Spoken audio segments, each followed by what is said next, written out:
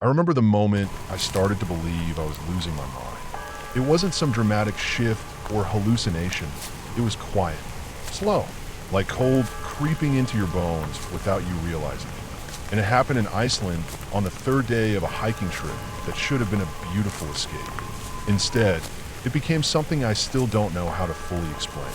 All I know for sure is that my girlfriend, Maya, saved me. We'd flown to Iceland in early March. She had suggested it after watching some documentary about lava fields and glacial rivers. At first, it felt spontaneous, even romantic. Two people who'd been working non-stop, finally disconnecting from emails, traffic, notifications. We wanted silence, clean air, big skies. Iceland gave us that. We landed in Reykjavik and drove east in a rented Dacia Duster, snow tires and all. Our plan was to explore the RSMRK Valley on foot. The area is wild and hard to reach, with rough roads and trails that disappear in the snow, but Maya had planned it carefully. She always did. She had researched everything: GPS coordinates, elevation, avalanche risks, backup satellite phone. I trusted her. I always did. On our second night, we stayed in a tiny guest house near Seljalandsfoss. The owner gave us dried fish, black bread, and warned us with a half smile not to hike alone too deep into the valleys. "The land listens," he said. I laughed. Maya just nodded politely and said thank you. I asked her later if that creeped her out. She just said, "People make stories out of silence." The next morning, the weather was gray but calm, windy, cold, but clear enough. We packed light: thermals, down jackets, food, water, the stove, first aid, our phones, and the GPS Maya had printed out topographic maps too, folded neatly in a Ziploc bag. She handed me one. I stuffed it in my pocket without looking. I wasn't worried. We weren't going far. Our destination was a place called Stackholtska, a canyon tucked into the side of the valley. Maya said there was a cave at the end, and if we timed it right, the light would filter down through the opening above like a narrow beam. Like nature's spotlight, she'd said. We followed the canyon upstream, boots crunching over ice, the sound of water beneath frozen patches soft and distant. The deeper we went, the darker it became. That's when things started to feel wrong. I didn't say anything at first. It was subtle, just the sense that something was off, like we were being watched. There were no birds, no wind inside the canyon, just our breath, the occasional scrape of stone against boot. Maya seemed fine. She took photos, joked that the silence was the loudest thing she'd ever heard. I smiled, but something in me had started to tighten. I kept glancing over my shoulder. Every time I did, I expected to see someone standing at the edge of the path behind us. Not moving, just there, but there was never anything. The cave appeared suddenly, a hollow in the rock, half covered by icicles and snow. Maya stepped inside first, crouching, careful. I followed, a little hesitant now. The air was colder in there, sharp in the lungs. The sound of dripping water echoed all around, like distant footsteps. We stayed maybe 10 minutes. Maya set up her camera, trying to catch the shaft of light that slowly moved across the floor. I sat on a rock, trying to ignore the rising panic building in my chest. My hands were sweating inside my gloves. Then I heard it. Footsteps. Not ours. Not echoes. Real. Close. I turned toward the cave entrance. There was nothing there, just snow and the mouth of the canyon beyond. But the sound came again, this time behind me. I spun around, heart pounding. Maya noticed. "What is it?" she asked. I shook my head. I thought I heard something. She stared at me, searching my face. "You okay?" I nodded, but I wasn't. Something was very wrong. The shadows in the cave seemed to shift even though the light hadn't changed. And then I heard a whisper, just one. My name, low and dry, like wind through dead grass. It came from behind the wall. Solid rock. I froze. Then it came again. Maya stood up fast. "We're leaving," she said, already packing her camera. I didn't move. I was staring at the back of the cave. There was no opening, no space, just stone. But the sound had come from there. I know it had. "Aiden." Maya's voice was sharp now. Firm. "We're leaving. Right now." She came over and grabbed my arm. I didn't argue. I followed her out into the canyon. The air hit my face like a slap. My legs felt weak. My hands shook. We didn't talk. We just walked, fast, not running but close. Every sound behind me felt like footsteps. I kept glancing back, and every time, I swore I saw a figure, just at the edge of vision. Dark, still almost blending with the canyon wall. But when I turned, there was nothing. We didn't stop until we reached the car. Inside, with the engine running, heat blasting, Maya looked at me and said, "Tell me everything." I tried. I told her about the whisper, the footsteps, the figure, the way the shadows in the cave seemed to breathe. She didn't interrupt. When I finished, she nodded slowly. "I saw something too," she said. "Not in the cave, just after, when we were walking back. Something standing at the top of the canyon wall. I thought it was just my eyes, but now I'm not so sure." That's when she told me something she hadn't shared before. Before the trip, she had read about a few missing person reports in that area. Hikers who went into the canyons alone and never came back. Locals talked about echoes that followed you too long, shadows that moved the wrong way. Old stories, but the police never found bodies. Just gear, sometimes footprints that stopped abruptly in the snow. They say it's the wind, Maya said, that it tricks your ears, that it messes with your balance. I asked her if she believed that. She stared out the windshield. "I think fear is real enough to kill you, even if nothing's there." We stayed another night in the guest house. I barely slept. I kept dreaming that I was still in the cave, that someone or something was crouched beside me, whispering over and over again. Just my name. Not angry, not urgent, just constant, like it knew I would eventually answer. The next morning, Maya told me we were going home early. "Iceland will still be here," she said. We drove back in silence, both of us scanning the hills and valleys like we expected something to rise out of them. But nothing did. Back in Reykjavik, she booked our flights, packed our things, and never once let me out of her sight. I remember watching her across the room that night in the hotel, wondering how someone could be so calm when everything inside me was still shaking.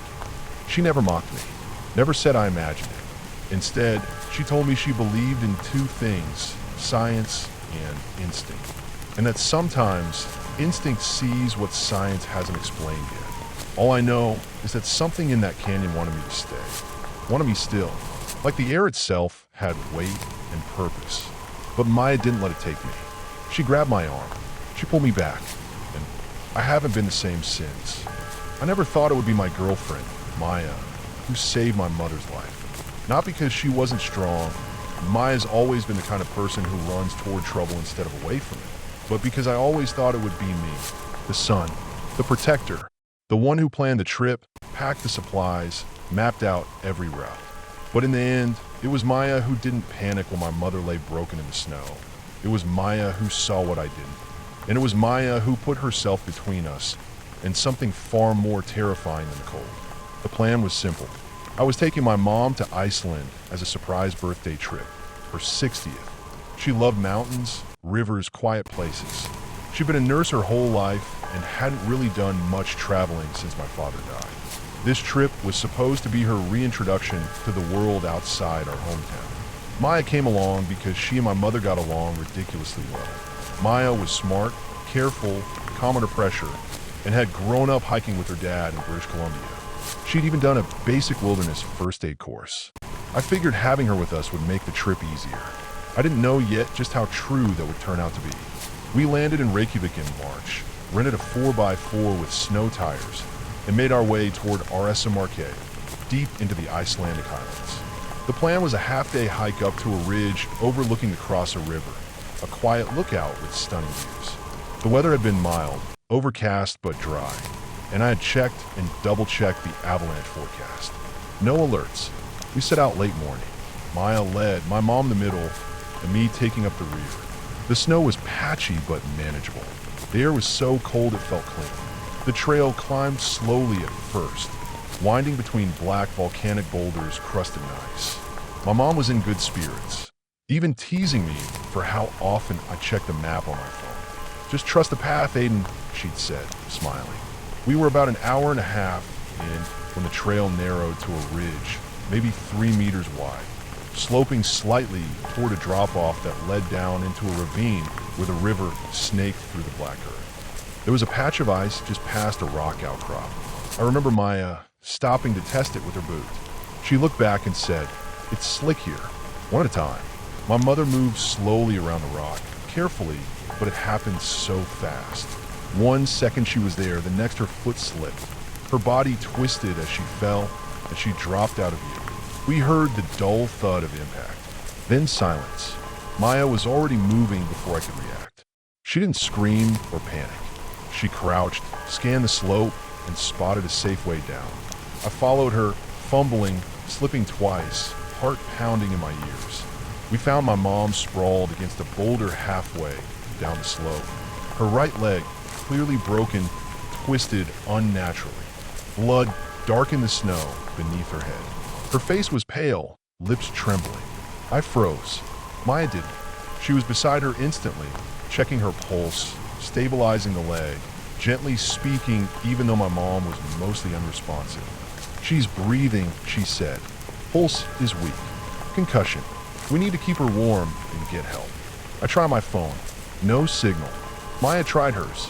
Nothing. She pulled out the GPS beacon from her jacket, pressed the SOS button. It blinked red. "Help's on the way," she said. "But it'll take time." We wrapped my mom in our jackets and the thermal blanket. Maya held her hand and kept whispering to her, rubbing warmth into her arms.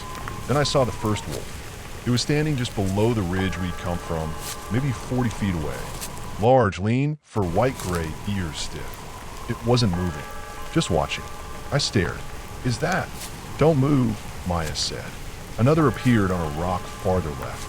Then a third, lower near the edge of the ravine. Maya's voice was steady low. "Wolves. Mountain pack. They're just observing for now." I didn't know what to do. I reached for the flare gun in my backpack. Maya put a hand on my arm. "Not yet. Don't draw them closer." We sat there, motionless. My mother's breathing shallow. The wolves didn't growl or snarl. They didn't need to. Their stillness said everything. We were in their space. Minutes passed. Then, very slowly, the closest wolf began walking toward us. One slow step after another. Its eyes never left mine. Maya stood. "What are you doing?" I whispered. She took the flare gun from my hand. "Get ready to carry your mom, if I can get them to back off." "You can't. I grew up around wolves, Aiden. I know what they test for." She stepped forward, away from the rock, into the open. She raised her arms slowly, not high, just enough to widen her shape. The wind pushed at her jacket. The wolf stopped, watching. "Stay with her," Maya said, without turning. She stepped once, twice, toward the wolf. Her boots crunched in the snow. Then, calmly, she fired the flare into the air. The light burst like a red screen, hissing high above. The wolves didn't scatter, but they stopped. They backed away, only a few feet, but it was enough. Enough to give us time. Maya returned to us, grabbed the tarp from my pack, and with me lifting and her guiding, we moved my mom slowly, inch by inch, up the slope to flatter ground. I don't know how we didn't fall again. My legs were shaking. My teeth chattered. The wolves didn't follow. They stayed behind, half circling like a fence of silence. Finally, we reached a rise just high enough to spot a helicopter's red, blinking lights approaching from the distance. Maya grabbed the flare gun again and fired the second round. This one aimed upward into the now snow-thick sky. 15 minutes later, rescue workers were with us. They took over, loaded my mother into a stretcher, administered oxygen, checked vitals. I collapsed onto my knees. One of them asked how we kept her stable for so long. I pointed at Maya. In Reykjavik, the hospital said the leg fracture was bad, but not irreparable. Surgery would be extensive. The concussion hadn't caused bleeding. Lucky, they said. She would recover, slowly but fully. She never remembered the fall, or the wolves, only waking up in a warm bed, Maya beside her, reading some Icelandic trail safety brochure. We didn't talk about the wolves much after. The official line is that there are no permanent wolf populations in Iceland. But sometimes, when Maya can't sleep, she'll get up and stare out the window, like she's remembering how it felt to stand eye to eye with something that doesn't blink when it's near death. Sometimes I catch myself watching her, the way she moves, the way she handles fear, and I think maybe that's what heroism actually is. Not panic, Not violence, just a calm refusal to lose your mind when the world turns sharp. She saved my mother. She saved me too. My name is Aiden Keller. I'm 35, a freelance editor living in Glasgow. And until last year, I thought I knew what fear was. I thought fear was finding a lump in your chest, or a plane suddenly dropping 20 feet in turbulence. I thought fear was waiting for a call from the hospital at 3 a.m. But none of that compares to what I felt in Iceland, crouched beside my injured mother in the snow, unable to move, unable to breathe, with 3 wild wolves standing still in a half circle around us, silent, watching, waiting. I had brought my mother, Claire, to Iceland for her 60th birthday. She was a nurse for over 30 years. My dad died 4 years ago, cancer, fast and cruel. Since then she had shrunk, not physically but in life. She didn't go out anymore. The house got cleaner but quieter. She read more, cooked less. I remember asking her once if she'd ever seen the Northern Lights, and she just shook her head and said, "Not yet." That was the spark that got me searching for tickets. Iceland felt right. Remote, rugged, a place where nature was still untamed, where maybe we could both find something we'd lost. We flew into Reykjavik in early March. I had rented a small 4x4, packed it with supplies from a local shop. Instant meals, a camping stove, fuel canisters, thermal blankets, a GPS beacon, and enough wool layers to clothe a family of 6. I had done my research. Iceland's highlands weren't forgiving, but the trail I picked wasn't extreme. It wasn't even officially closed for the season. It was a ridge just above the Aressamarke Valley, where you could see the glacier melt flow into the Crossa River. A half-day hike. Snow-covered, sure. I checked the avalanche forecasts. Nothing alarming. And I had told myself that if the weather looked even slightly off, we'd turn back. That morning started well. The sky was overcast but stable. The air tasted like metal, that sharp electric cold. Claire was in good spirits, sipping hot tea from a thermos as we drove down the gravel road toward the trailhead. She wore an old wool hat my dad used to wear. Said it still smelled like him. We laughed about the GPS, trying to pronounce the road names. I felt good, confident. We started up the path around 11 a.m. The snow was firm underfoot, crusted but not deep. The trail was a gradual incline, winding through boulders and small frozen streams that trickled under clear ice. I was tracking our position on both my phone and a printed map. The wind wasn't strong yet, just steady, tugging lightly at our jackets, as if reminding us where we were. It was about 90 minutes in when it happened. We had just crested the ridge. From up there, you could see for miles. The river coiled like a dark vein below, slicing through the black volcanic soil. Thin fog drifted along the edges of the cliffs, soft and slow. Claire walked slightly ahead of me, just a few meters. She stopped near a patch of flattened snow beside a large boulder where the trail narrowed. I took out my phone to snap a photo of the view. When I looked back up, she was gone. I dropped the phone. It landed in the snow. I didn't even register the sound. My body moved before my mind did. I ran to where she had been, looked down, and saw her, about 25 feet below, crumpled on a slope of loose rock and snow, half covered by a low snowdrift. Her right leg bent outward at a horrible angle. I slid down the slope without thinking, slipping and catching myself on my hands, rocks cutting into my gloves. When I reached her, she was conscious but dazed. Her lips moved, but no sound came. Her eyes were wide, pupils tiny. I checked her head. Blood was already frozen in her hair, but not gushing. The leg was the worst. Snapped above the knee. Unusable. She wouldn't be walking out. I tried my phone again. No signal. Not even a flicker. The satellite beacon I carried, a backup I hoped I'd never need. I pressed the SOS button. It blinked red. That was it. It could be hours before anyone came. I wrapped her in my coat, used the first aid kit to splint the leg as best I could with the trekking poles and a pair of socks. I had taken a wilderness course 2 years ago. I remember bits of it now, mostly that you had to keep the injured warm and still. So I got her lying flat, propped her head, and unrolled the thermal blanket. It was then, maybe 20 minutes into the wait, that I saw the first one. About 30 yards to the east, standing perfectly still between 2 frost-blackened rocks, was a wolf. It wasn't enormous, no larger than a big dog, but its body was lean and long, fur thick and mottled with white. Its ears were sharp. Its eyes locked on me. It didn't move. My pulse exploded in my neck.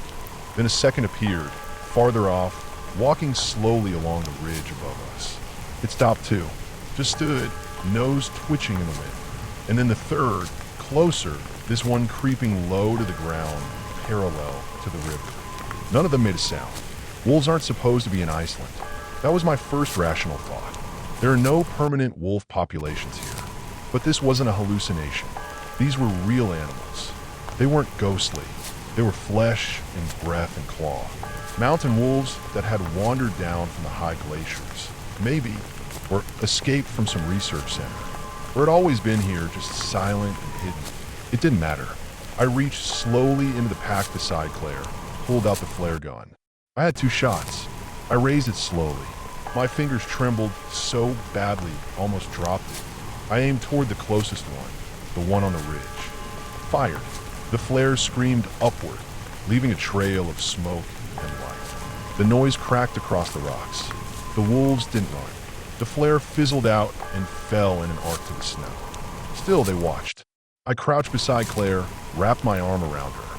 Her breath came shallow and slow. Her eyes barely moved. She was slipping under. I wanted to run, but I couldn't leave her. And even if I could outrun a wolf, she couldn't. I wasn't going anywhere. So we waited. The snow thickened. Not heavy, just constant like static. The wolves stayed. Time blurred. I kept glancing between them, the ridge and the GPS beacon. Still flashing red. Still no help. And then, like something out of a nightmare I couldn't control, the closest wolf began walking toward us. Slow, measured, like it was testing. I stood up, screamed, threw a rock. It didn't even blink. I fired the second flare straight at it. The burst of red light exploded feet above its head. It stopped, blinked, then it turned its head and walked away, slow and calm. And so did the others. They didn't run. They didn't retreat like animals startled. They simply left. 5 minutes later, I heard the sound of rotors. 2 rescue workers descended the slope from the chopper above. I tried to speak, but I couldn't. My mouth was dry, throat locked. I just pointed to Claire. They got her loaded onto a stretcher, wrapped tight, oxygen mask on her face. I followed them up, legs barely working. The helicopter lifted us out of that valley like it was plucking a splinter from a wound. Claire survived. Surgery, pins in her leg, a long recovery. She didn't remember the wolves. Didn't remember anything after the fall. Maybe that was for the best. I told the rescue team. They nodded politely. Wrote it down. Said maybe I saw dogs or foxes or my mind played tricks. I knew what I saw. A month later, I looked it up again. No wolves in Iceland. That's what the article said. That's what the experts said. And yet, when I went through the photos on my dropped phone, still functioning, somehow, I found one I didn't remember taking. It was blurry, tilted, likely taken as I ran down the slope. But in the lower left corner, just behind a rock, was the unmistakable shape of a long, lean body. 2 yellow eyes, fixed on a lens. My name is Aiden, and I still can't forget what happened on that trip to Iceland. It was meant to be a gift. My mother, Claire, had turned 60 the month before, and instead of a party or a big dinner, she said all she wanted was to see something different. Something wild and quiet. Something far away from the city and all its noise. She had spent most of her life working, nursing, then taking care of my father when he got sick, then finally, after he passed, managing things around the house like a person who didn't know how to slow down. So I booked us a flight to Iceland, rented a car with winter tires, found a few goose houses that looked clean and remote, and mapped out a route that would take us off the tourist trails. She didn't like crowds. Never had. We landed in Reykjavik on a Wednesday afternoon in early March. The light was strange, filtered through thick clouds that hung low over the horizon like an old quilt. Claire smiled when we stepped outside the airport, said it felt like breathing in new lungs. I was just glad to see her smiling at all. She hadn't done much of that since Dad died. Our first night was spent in a little wooden cabin near Hella. Quiet, clean, just enough space for 2 people to eat, sleep, and listen to the wind push against the glass. In the morning, we set off toward the RSMRK Valley. I had read about the area, rugged, unpredictable, stunning in winter. Not many tourists went that deep unless they had serious gear, but we weren't planning to hike anything too dangerous. Just a short walk to a ridge where you could see the Crosser River split and twist through the black volcanic earth like veins. We reached the trailhead by early afternoon. The road there had been mostly clear, but some parts were packed with ice that made the tires slip just enough to keep my attention sharp. When we pulled up to the small gravel clearing that served as a makeshift parking area, I cut the engine and listened. Nothing but the wind. No birds, no distant engines, no human sound at all. Claire stepped out first and zipped her coat tight. She was always ready before me. She wore old hiking boots that had been with her through Patagonia, Nepal, and the Rockies. She adjusted the straps on her faded green backpack and waited while I layered up and pulled out the printed trail notes. I remember her standing there with her eyes closed, letting the cold bite into her cheeks, looking peaceful. I hadn't seen that look in years. The trail itself was faint but visible. Small wooden stakes marked every few hundred meters, a barely trodden path over hard, packed snow and black gravel.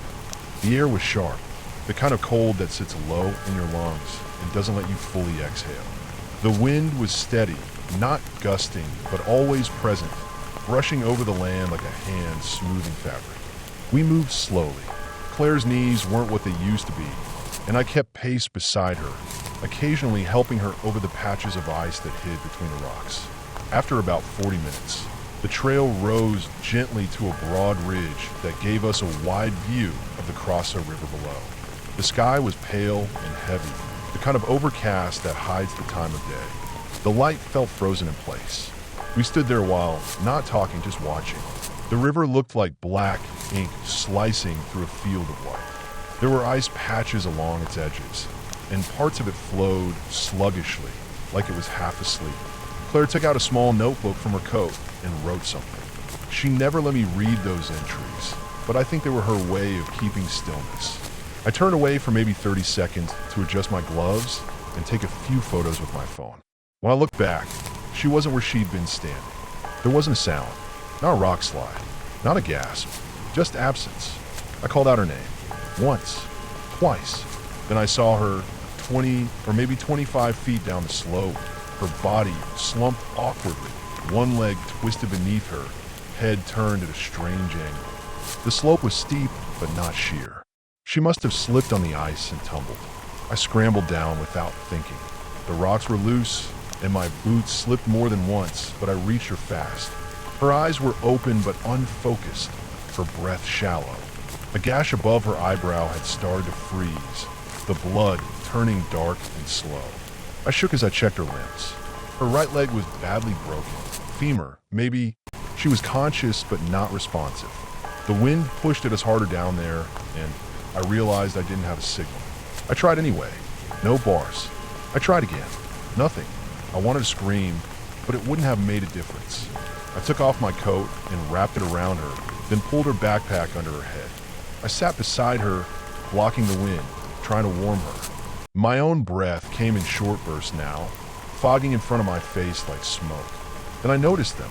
At first it was just one figure, standing near the river's edge below us. I thought it was another hiker.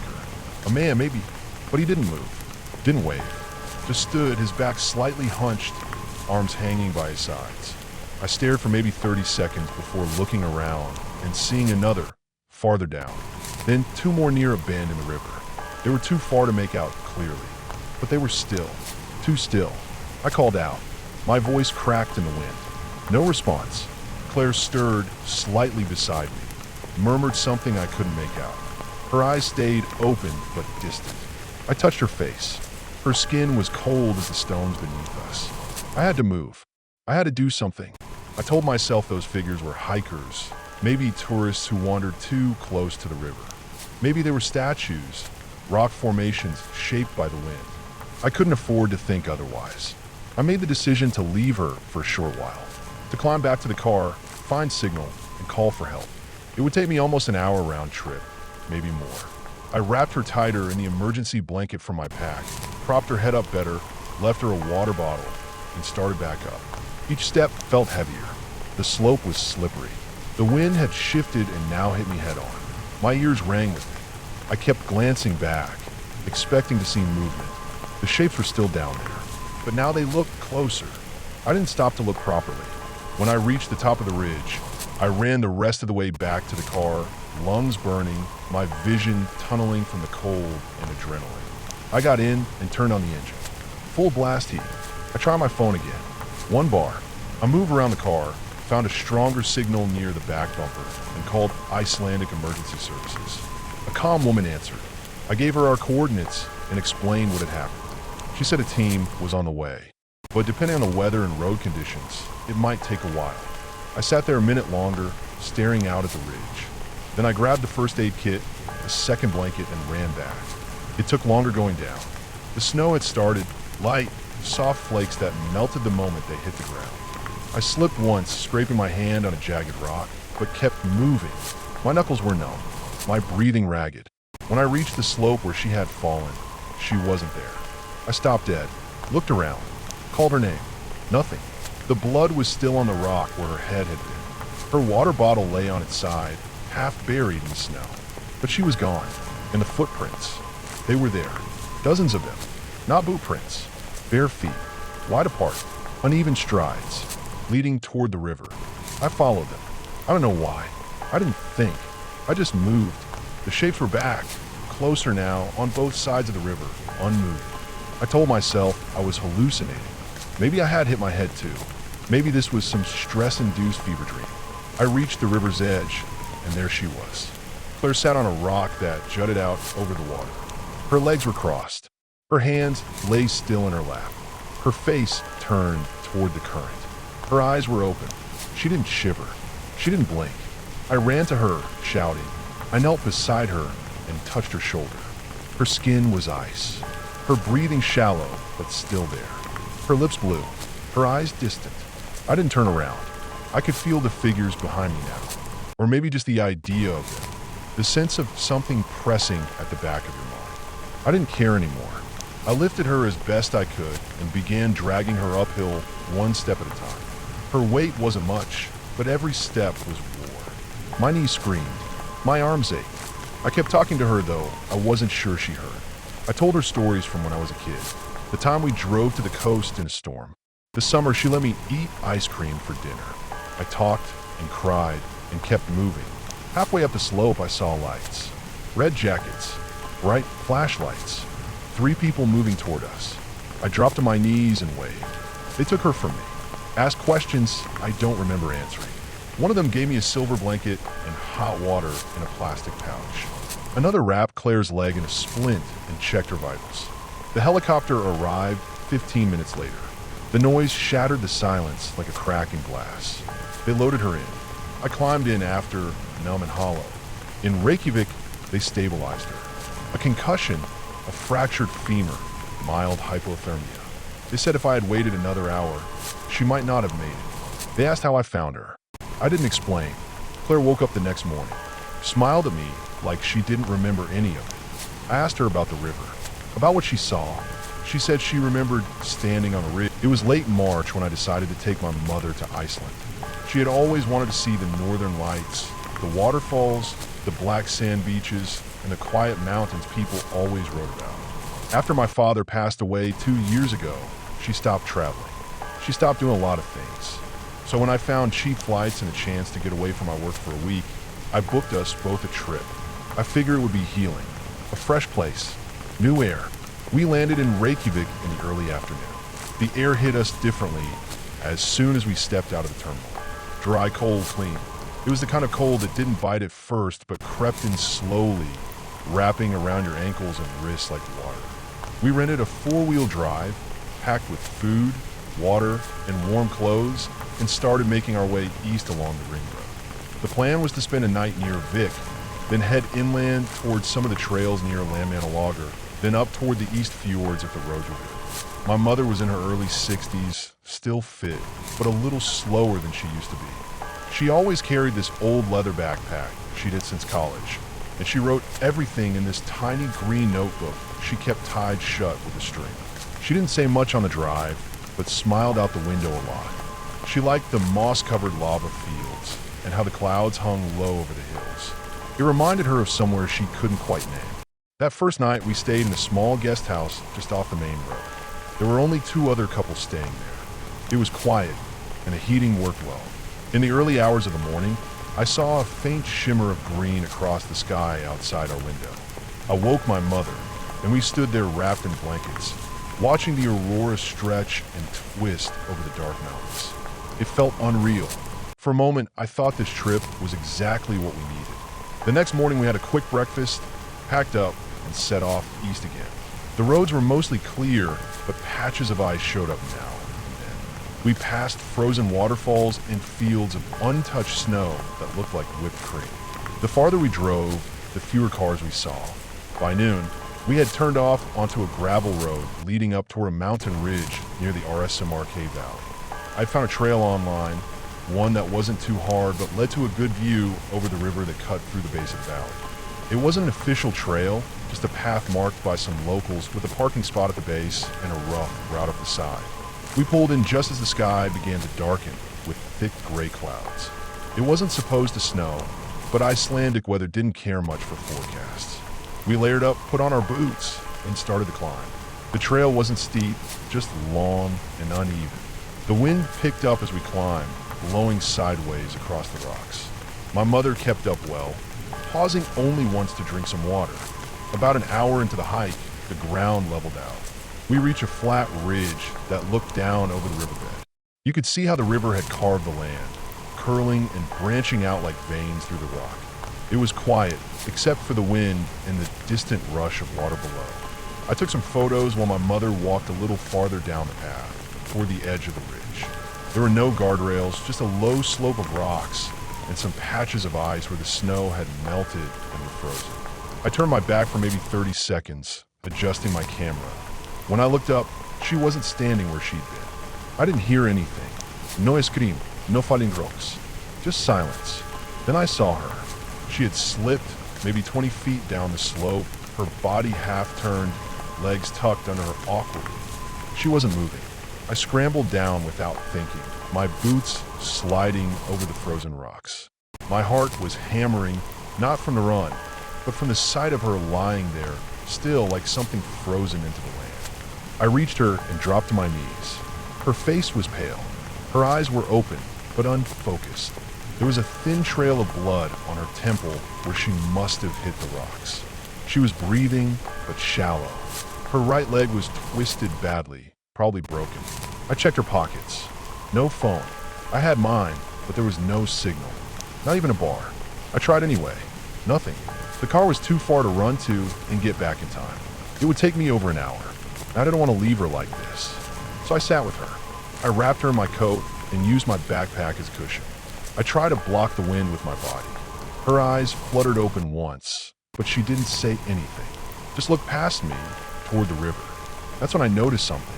Down near the edge of the water, across from us, maybe 30 yards away, a figure was standing. At first I thought it was a hiker, someone who could help, but they weren't moving. They just stood there. I shouted, but the wind took my voice. I waved my arms, but they didn't respond. Just stood. Then I noticed another figure farther down the river. Then a third, near a clump of rocks. None of them moved. None of them waved back. They were too still. I blinked and wiped my eyes. Maybe it was the wind playing tricks. Maybe they were rocks or trees shaped like people. But the shapes had arms, legs. I could see a scarf on one of them, fluttering slightly. Not ghosts, just people. I told myself that, but they didn't act like people. I turned back to my mother. Her breathing was still shallow. I had to do something. I decided I would climb back to the car and call for help from there. I left her with my pack, wrapped as best I could. I made her as warm as possible. Then I started back up the ridge. It was slower going back. The wind had picked up, and the path was slicker than before. I slipped once, hit my hip on a rock. I didn't stop. My hands were cold, my breath short. Every now and then I looked back down toward the river. The shapes were still there, but now they looked like they'd moved. Closer maybe. I tried not to focus on them. I reached the car, started the engine for warmth, and finally got a bar of signal. I called the emergency line. They answered in Icelandic, then switched to English. I gave them the coordinates from the GPS. I told them my mother had fallen, was unconscious, likely a broken leg and head trauma. They said help was on the way, but it might take time depending on the terrain. I sat in the car with the heater on full, eyes on the trail. The snow had started. Light flurries, not enough to cover the ground, but enough to make it harder to see. I didn't want to leave her alone too long. I grabbed the emergency blanket from the glove box, 2 water bottles, and a granola bar, and started back down the trail. It felt like the wind had teeth now. It bit into my ears, my cheeks.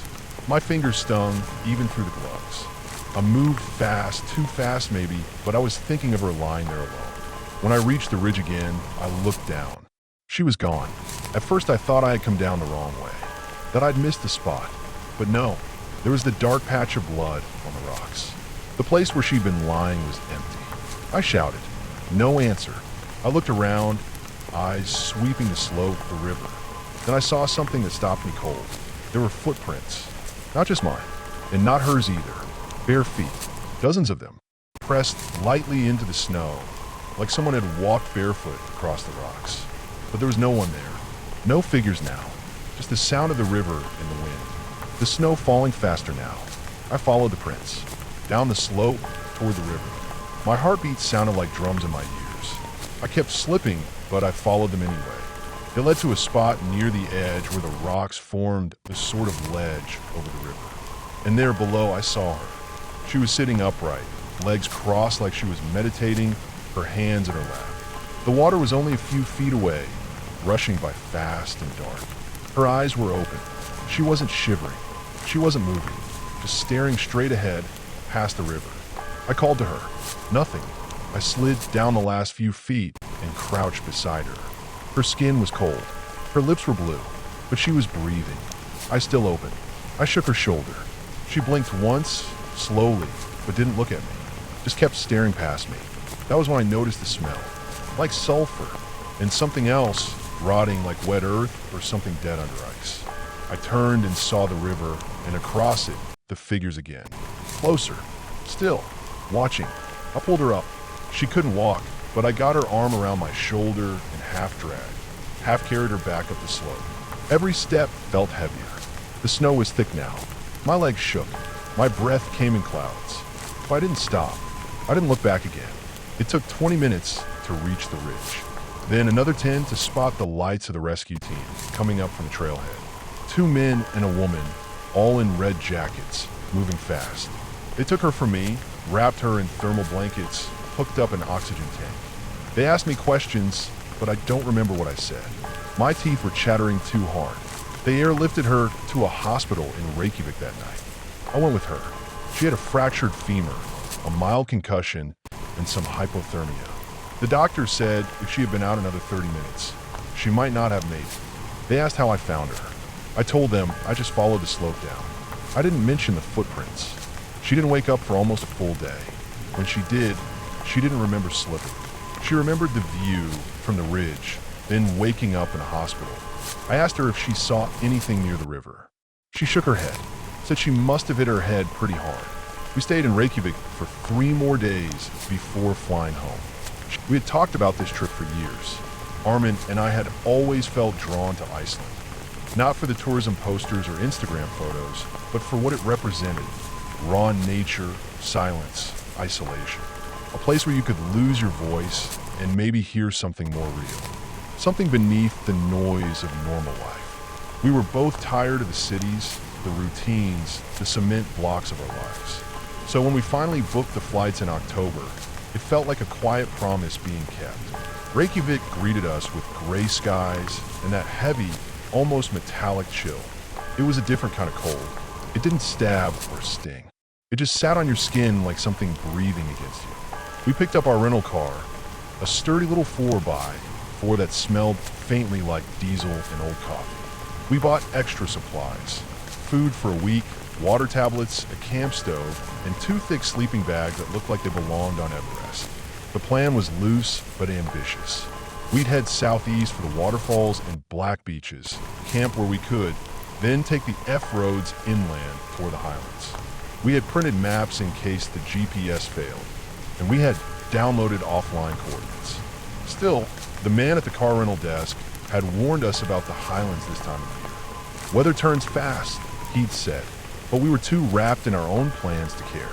The first few days went like a dream. We saw Selja in the rain, took long exposures of Skogafoss in the dim blue light of early morning. We laughed when the wind nearly ripped the tent in half a bit. We drank warm instant coffee while crouched in the back of the car, the windows fogged up and the air thick with the smell of wet clothes and peanut butter. Armin was at his best then. His jokes were sharp, and his laugh was loud and easy. But by the fourth day, something changed. It was subtle at first. A longer pause between laughs.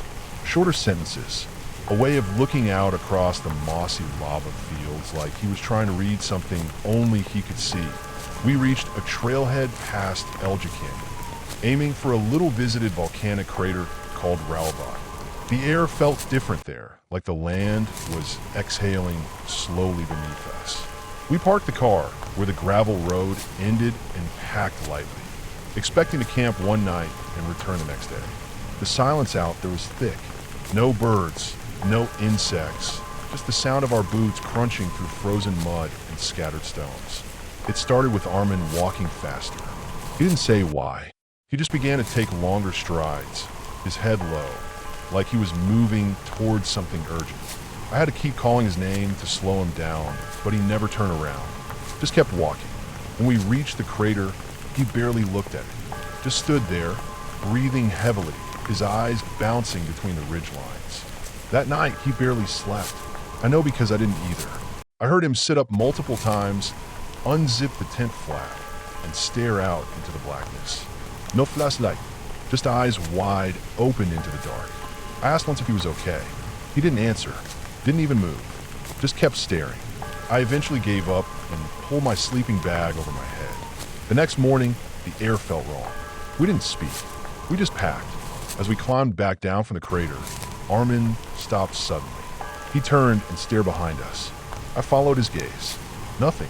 Just miles of moss, some steam rising in the distance. He whispered something I didn't catch. His lips moved again. I asked what he said. He didn't repeat it. Just started walking again, faster than before. We reached a wide, flat area that looked like a dried riverbed. The sun was sinking. The light had a strange yellow tint, as if it was being filtered through old film. Armin turned and said we should keep going a bit longer, but he didn't wait for my answer. He walked into the valley, disappearing behind a mound of volcanic rock. I followed. I didn't see him again that night. I called out, circled back, climbed every nearby ridge. I blew my whistle. Nothing. No tracks. No footprints in the soft earth. The wind started to pick up, and I realized how far we were from help. I set up the tent alone and sat outside, facing the direction he had gone. I didn't sleep. I didn't even try. At dawn, I started walking. I moved uphill, downhill, climbed a small ridge, and scanned the valley again and again. No sign of him. I shouted until my voice cracked. I used the emergency beacon in the GPS and marked the last location we were together. The search team arrived by air that evening. Icelandic SAR volunteers. Professional, efficient. They swept the area for 3 days. Dogs, drones, everything. But no trace. No view. No blueprints. Not even the food wrappers from his pack. The police interviewed me 3 times. They said they believed me. I wasn't so sure. His family flew in. His sister cried and clutched my hand and asked if he had seemed different. I told her the truth, yes.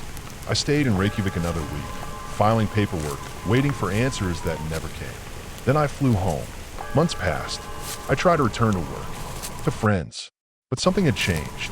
I kept thinking about that last look on Armin's face, the way he walked away without turning back. It wasn't fear.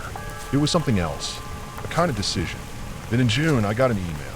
No subject line, no sender, just a message. Don't come looking for me. It's not a place. It's a choice. No signature, no attachments. I checked the headers. It had bounced through several VPNs, untraceable. I tried to ignore it, but I couldn't. 2 weeks later, I returned to Iceland. I drove the same route.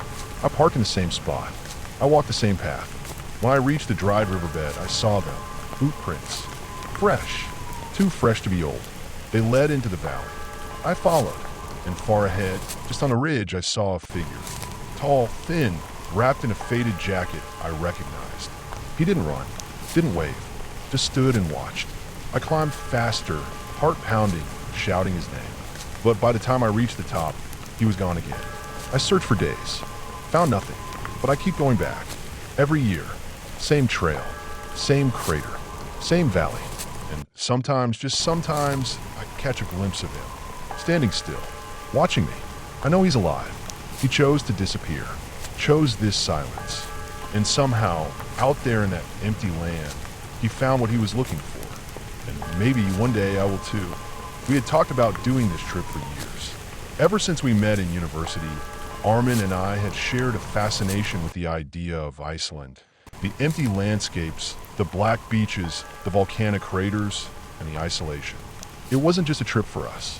It was a test to break from our routines, escape the cities, and go somewhere no one knew us.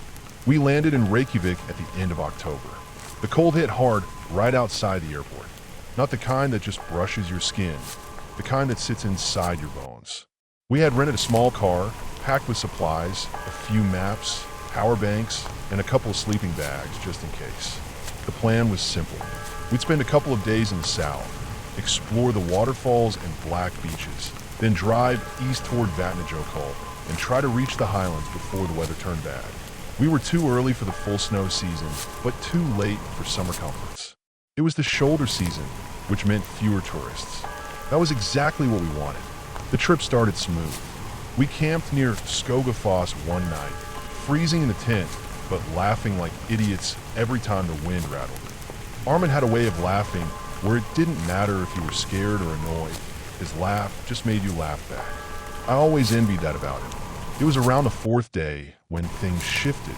We had driven inland toward a lesser-known hiking trail near a place locals call Rauabad. It's remote, off the main road, and surrounded by lava fields and shallow streams that cut through black earth like veins.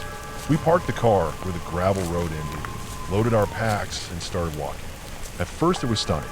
Green moss over jet black rocks, steam rising in the distance from geothermal spots.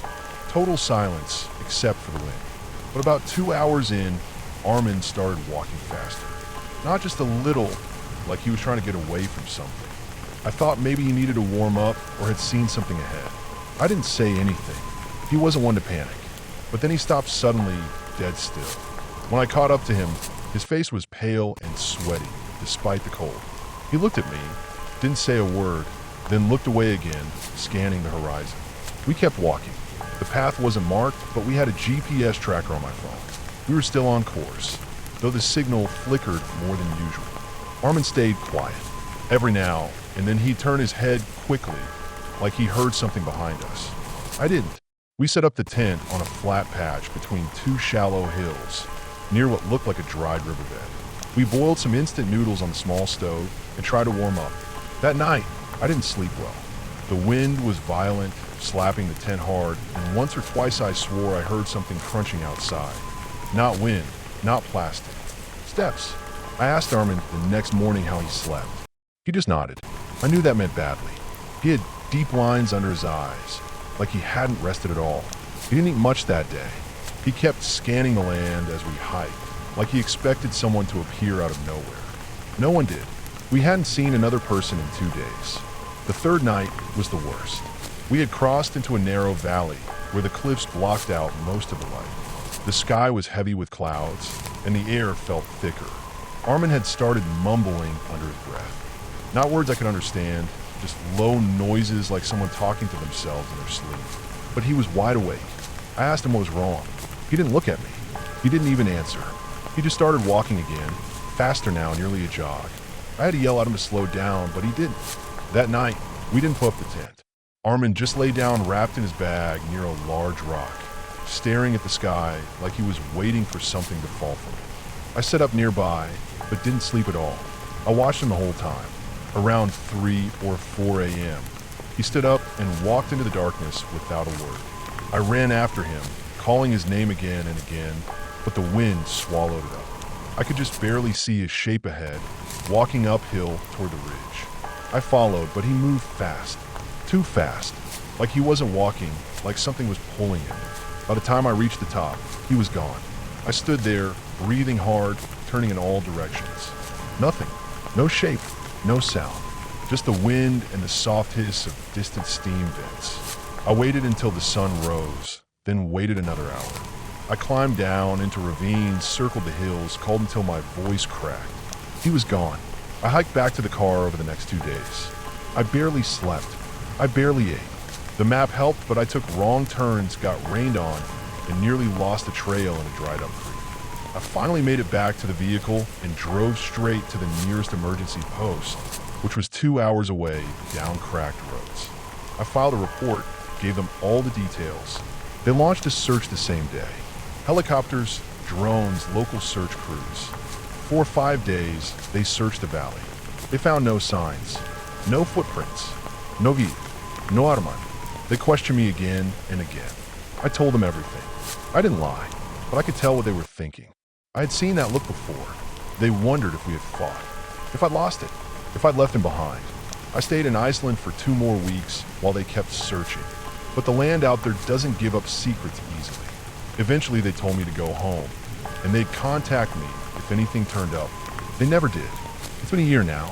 His family still messages me once a month. His sister believes he might come back. His mother asked me once if he'd been acting strange before he disappeared. I didn't know how to answer that. Anything I said would sound crazy. I've gone over every step of that trip in my head 100 times.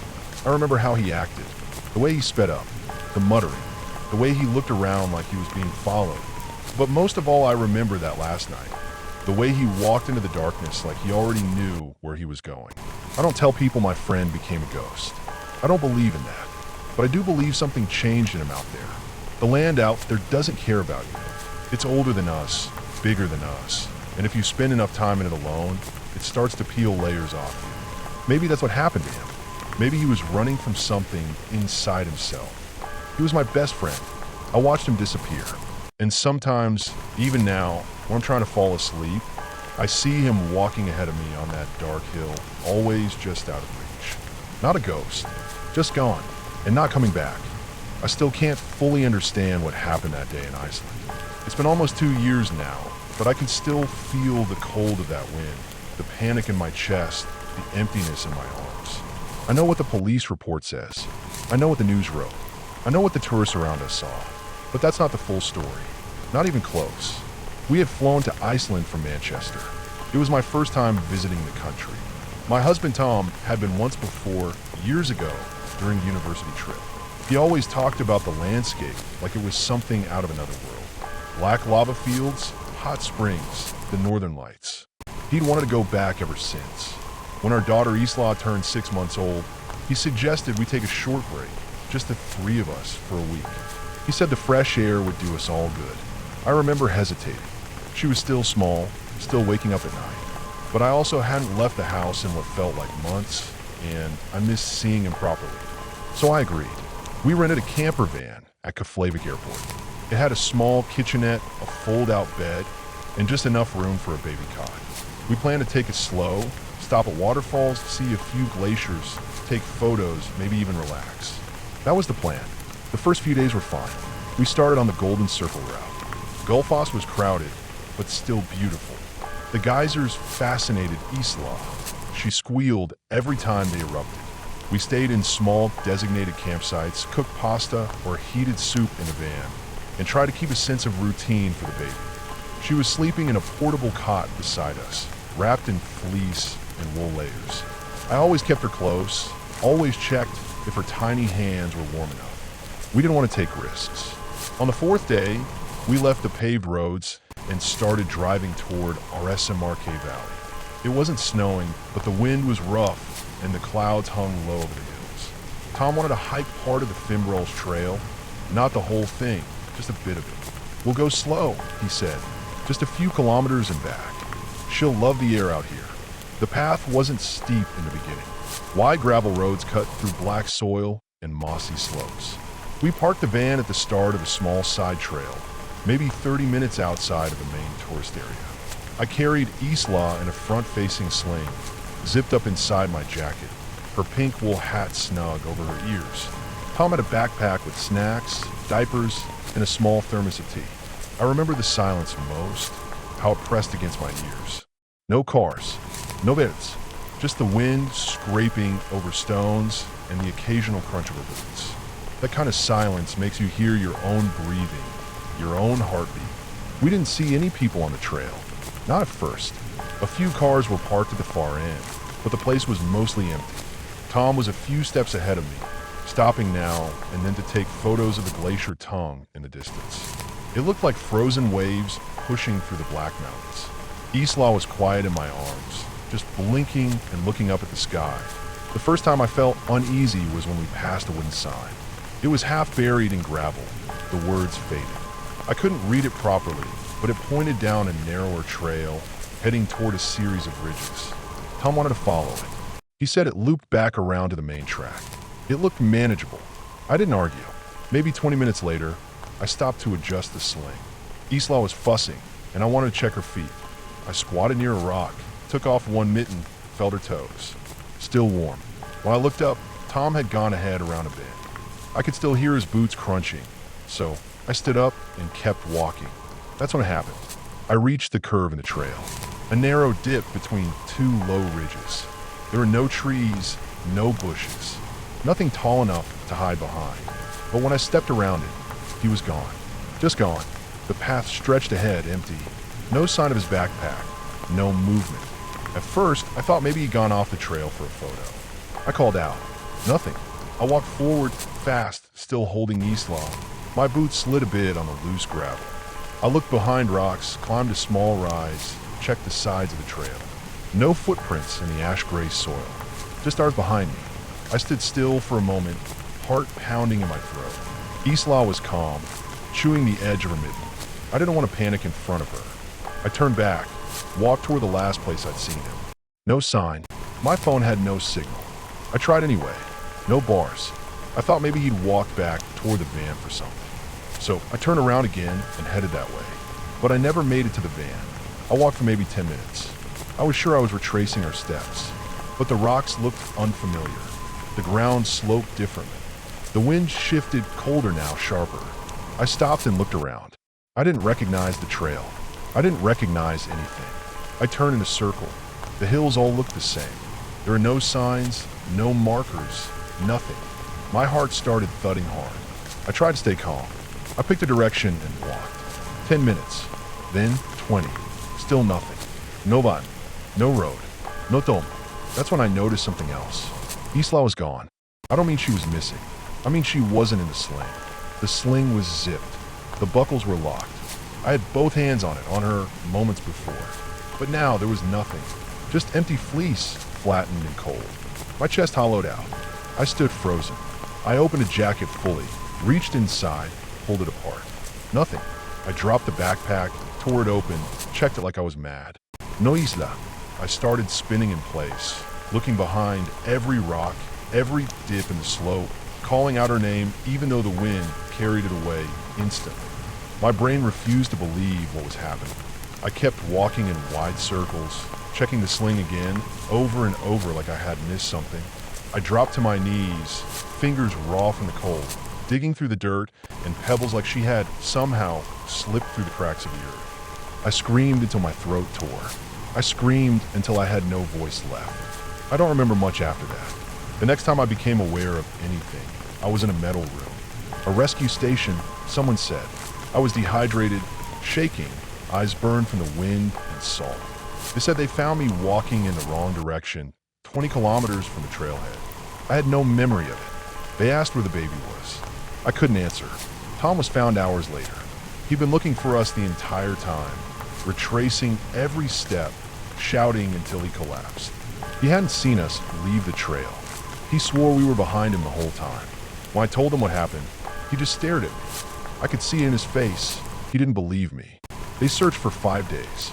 Dogs, helicopters, volunteers. Nothing. No sign of Isla. No footprints. No clothing. No sling. Nothing. The news picked it up.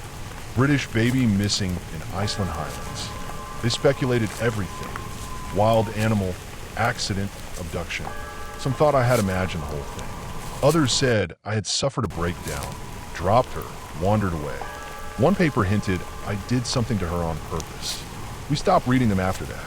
Tom never said it to my face, but I could feel the change. The way he looked at me. He started praying again. He'd never been religious before. But after the search ended, he woke up early every morning, knelt by the bed, and prayed. Quietly. Sometimes for an hour. He didn't ask me to join. He didn't say anything. Just folded his hands and stared at the floor. Every day, we stayed in Iceland 2 more weeks, hoping for something. Hoping a hiker would find her. Hoping the police would call. Nothing. Eventually, we went home. I left the airport with empty arms. I still remember the weight of the stroller we didn't need anymore. The baby formula left in our luggage. We kept it all for some reason. Couldn't throw anything out. The months that followed were harder than anything I've ever lived through. Grief becomes a dull sound, like a low hum that never stops. Tom and I drifted. We spoke less. I stopped sleeping. I kept the sling in our bedroom closet and opened it sometimes at night, running my hands over the fabric. It was like trying to hold on to smoke. I became obsessed with the trail, with the satellite maps, with weather patterns. I memorized every possible path, every gully, every side trail. I read about disorientation and high winds, visual illusions caused by low clouds. I studied cases of hikers getting lost in the highlands, even when they were experienced. I watched interviews, read rescue reports. Most were found. A few weren't, but I never found anything that made sense. Until one night, almost 10 months after we lost her, I got an email from a hiker. He'd seen a post I made in a forum about the trail we took. He said something about a strange echo zone near the ridges. How he had once shouted for his dog and heard his voice bounce back in the wrong direction. He thought it might be a natural sound trap caused by the shape of the rocks. I flew back alone a week later. I didn't tell Tom. I just packed my bag and went. I retraced every step, took the same trail, stood at the same curve. I waited for the wind to rise. I listened, and then I saw it. Not Isla, not her clothes, but a slope I hadn't noticed before. Hidden by an angle, sharp and narrow, almost like a break in the earth. A person standing on the trail wouldn't see it unless they looked for... I had never thought I'd spend a night in the Icelandic wild searching for my grandmother. But that's exactly what happened. She had always been different. Even when I was young, I remember thinking that she wasn't like the other grandmothers I knew. She didn't knit. She didn't bake. She didn't talk much, either. But she could light a fire in a blizzard, skin a rabbit, and point out stars I'd never even heard of. She had grown up in the north, near the highlands, where people used to rely more on their hands than their phones. My grandfather passed when I was a teenager, and instead of moving closer to family, she moved further out, northwest, past the towns, into a flat basin near an old gravel road that barely qualified as a path. We didn't visit much, maybe once a year, but when I turned 25, I decided to go on my own. It was late September, and I told myself I needed a break from my city job in Oslo. She didn't use email and barely answered the phone, so I mailed her a letter in advance, as I always did. A week before my flight, she finally called just to say it was okay. The plan was simple. I'd land in Reykjavik, drive north, stop overnight in a small town called Blonduos, and then continue along the dirt tracks toward her cottage. I'd stay 4 days, rest, talk to her if she felt like talking, and come back with a clearer mind. The first few days were uneventful. She was healthy, quiet, and stubborn, just like I remembered. Her cottage was the same too, small, neat, but built like a bunker. It stood alone, about 2 kilometers from the nearest fence line of another sheep farm, with a low mountain ridge behind it, and a wide open stretch in front leading to what the locals called Japitalar, the deep valley. On the 3rd day, I woke up just before 7 a.m. The cottage was cold. I noticed right away that her boots were gone from the entryway. That wasn't too strange. She sometimes went out before breakfast to collect driftwood or check her little smokehouse. But when she wasn't back by 8:30, I started to get worried. I put on my jacket and stepped outside. The wind was sharp and dry. I looked across the valley and saw nothing, just grass, frost, and the occasional flutter of ravens. I walked around the back of the cottage and saw faint boot prints in the dirt, leading down the path toward the hollow. Still not panicked. Not yet. I followed them for about 20 minutes. The land dipped here and there, but the path stayed mostly straight. Then the wind picked up and the prints started fading. I lost them near a small stream that was barely more than a trickle. I waited, thinking maybe she'd pop back out of the tall grass. Nothing. Not a sound except the wind. That's when my chest started tightening. I turned back, walked fast toward the house, and tried her phone. No signal. Mine had one bar. Useless. I got out of the old Toyota parked outside and drove to the farm I passed 2 days earlier. The man there, tall, around 60, with one glass eye and a massive red beard, nodded as I explained. He told me the valley was tricky this time of year. Weather could turn in minutes. Sound didn't carry well.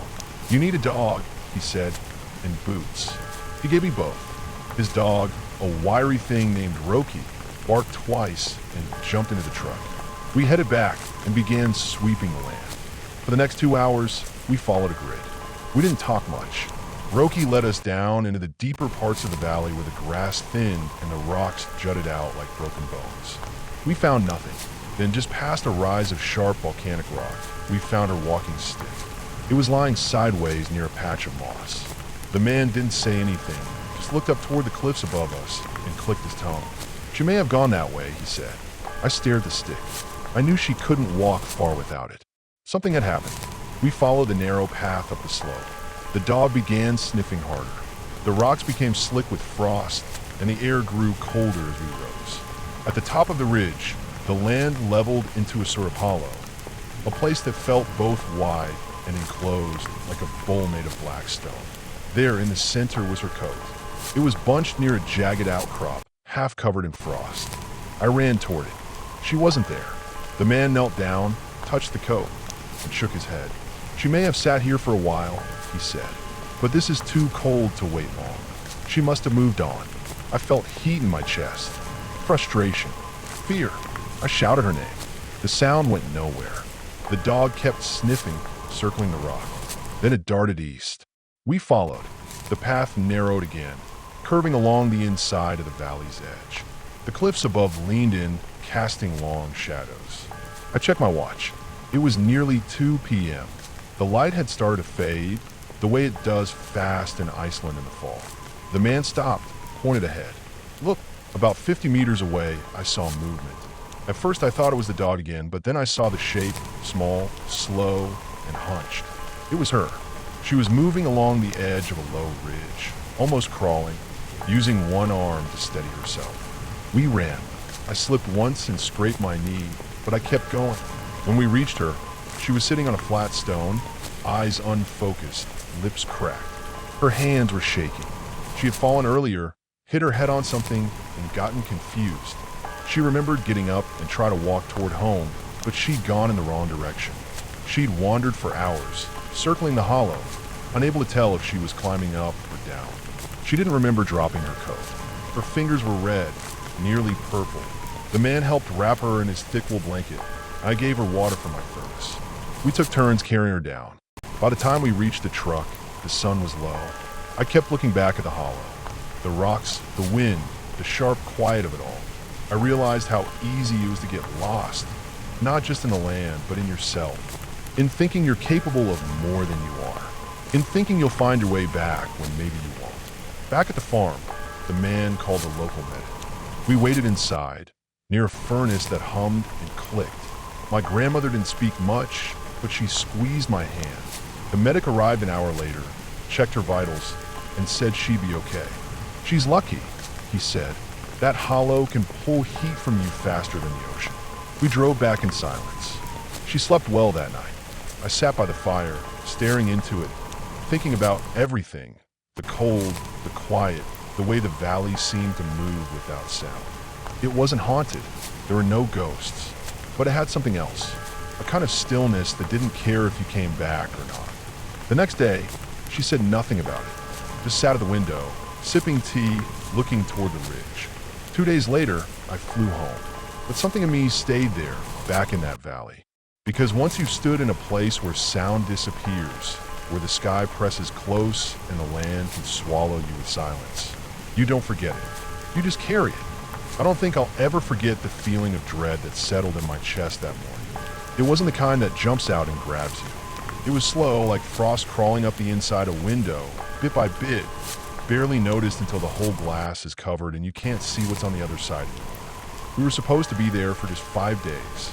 My sister, Rania, and I had flown to northern Iceland to visit our grandmother, who had been living alone since my grandfather passed away nearly 6 years ago.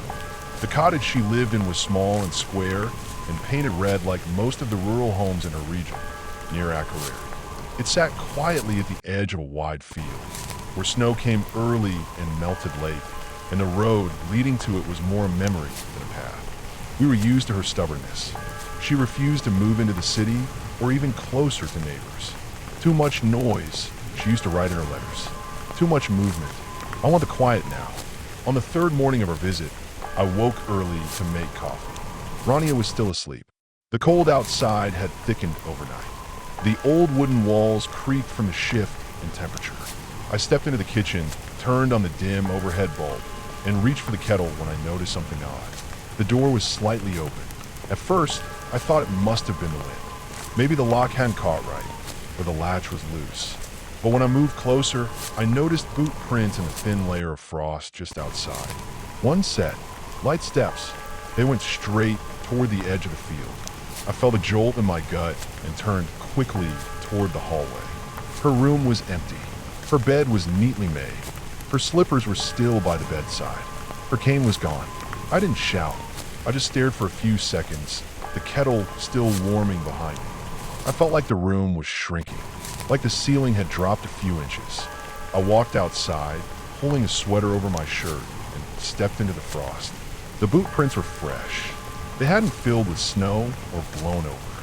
They hadn't iced in, which meant she had left recently, within the last hour or so. I figured. The trail curved behind the cottage, then angled toward the hills where the land sloped down into a wide depression surrounded by old lava rock and low shrubs. People around here called it Draugadalur, Ghost Valley, not because of stories, but because radio signals didn't work there, phones went dead, and the fog rolled in fast. Shepherds had lost sheep there. A hiker had gone missing 10 years back, never found.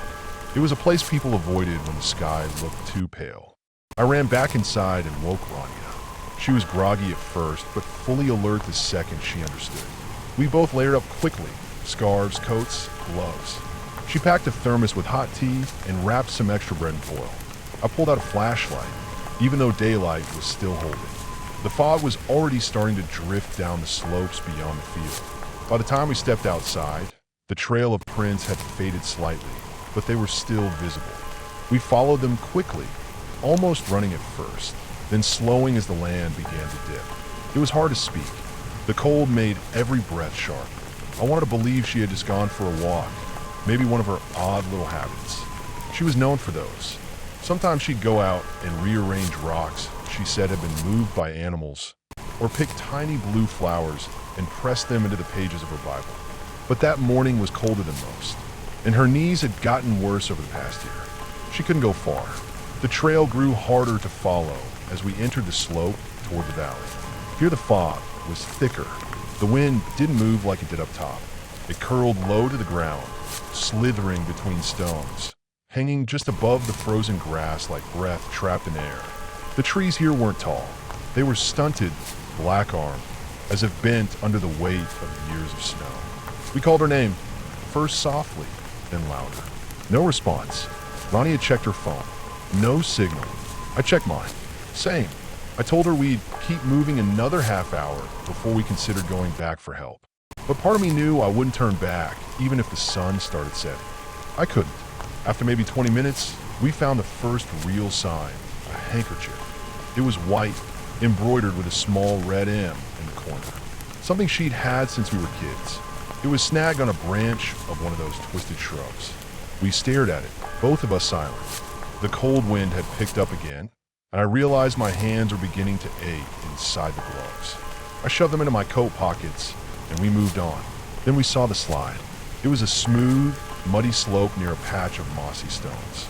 A pair of boot prints led to it. The mud had dragged downward like someone had slipped. At the bottom, the ground flattened out into a wide depression, rimmed with rock and bramble. I didn't even pause. I slid down first, landing hard but upright. Rania followed more carefully. The bottom was damp and strangely warm compared to the wind above. It smelled of wet earth and moss. I turned slowly, scanning everything. That's when I saw her, about 50 meters away, sitting against a large stone. My chest locked. We ran. Her coat was covered in dirt. Her head was down. For a second I thought she wasn't breathing, but then I saw her fingers twitch. We dropped beside her. She wasn't unconscious, but she was somewhere between awake and gone. Her eyes fluttered open when I touched her cheek. Her lips moved, but made no sound. I pulled off my scarf and wrapped it around her. Rania opened the thermos and touched the warm metal to her lips. She swallowed a few sips. She'd sprained her ankle in the fall. Couldn't stand. Her body was cold, her fingers stiff. We couldn't carry her upright, so we started wrapping her in our spare layers. Rania took off her coat. I pulled off mine and used it to make a sling under her arms. It was slow work. I didn't feel scared then. I felt focused, like everything else fell away. We pulled her up the slope, inch by inch. Every few feet we had to stop and rest, then go again. My arms were shaking. Rania's face was red from the wind. But we didn't stop. Not really. You don't stop when your blood's moving like that. You just go. It took nearly 2 hours to get her back to the edge of the field. And we were lucky. Just as we got within shouting distance of the house, a local guide who had been contacted by our host at the guest house pulled up in a battered Land Rover. He had rope, blankets, medical gear. He helped us load her into the back, wrapped her legs, started a heating pad. We rode with her to the clinic. They told us she was lucky. Very lucky. 1 more hour, and her temperature might have dropped too low to recover without serious complications. Her ankle was bruised, but not broken. She was dehydrated, disoriented, but coherent. She recovered slowly over the next week. We stayed with her, canceling our return flight. I sat with her every night, holding her hand when she drifted in and out of sleep. A few days in, she told me something I still think about. I didn't want to disappear, she said.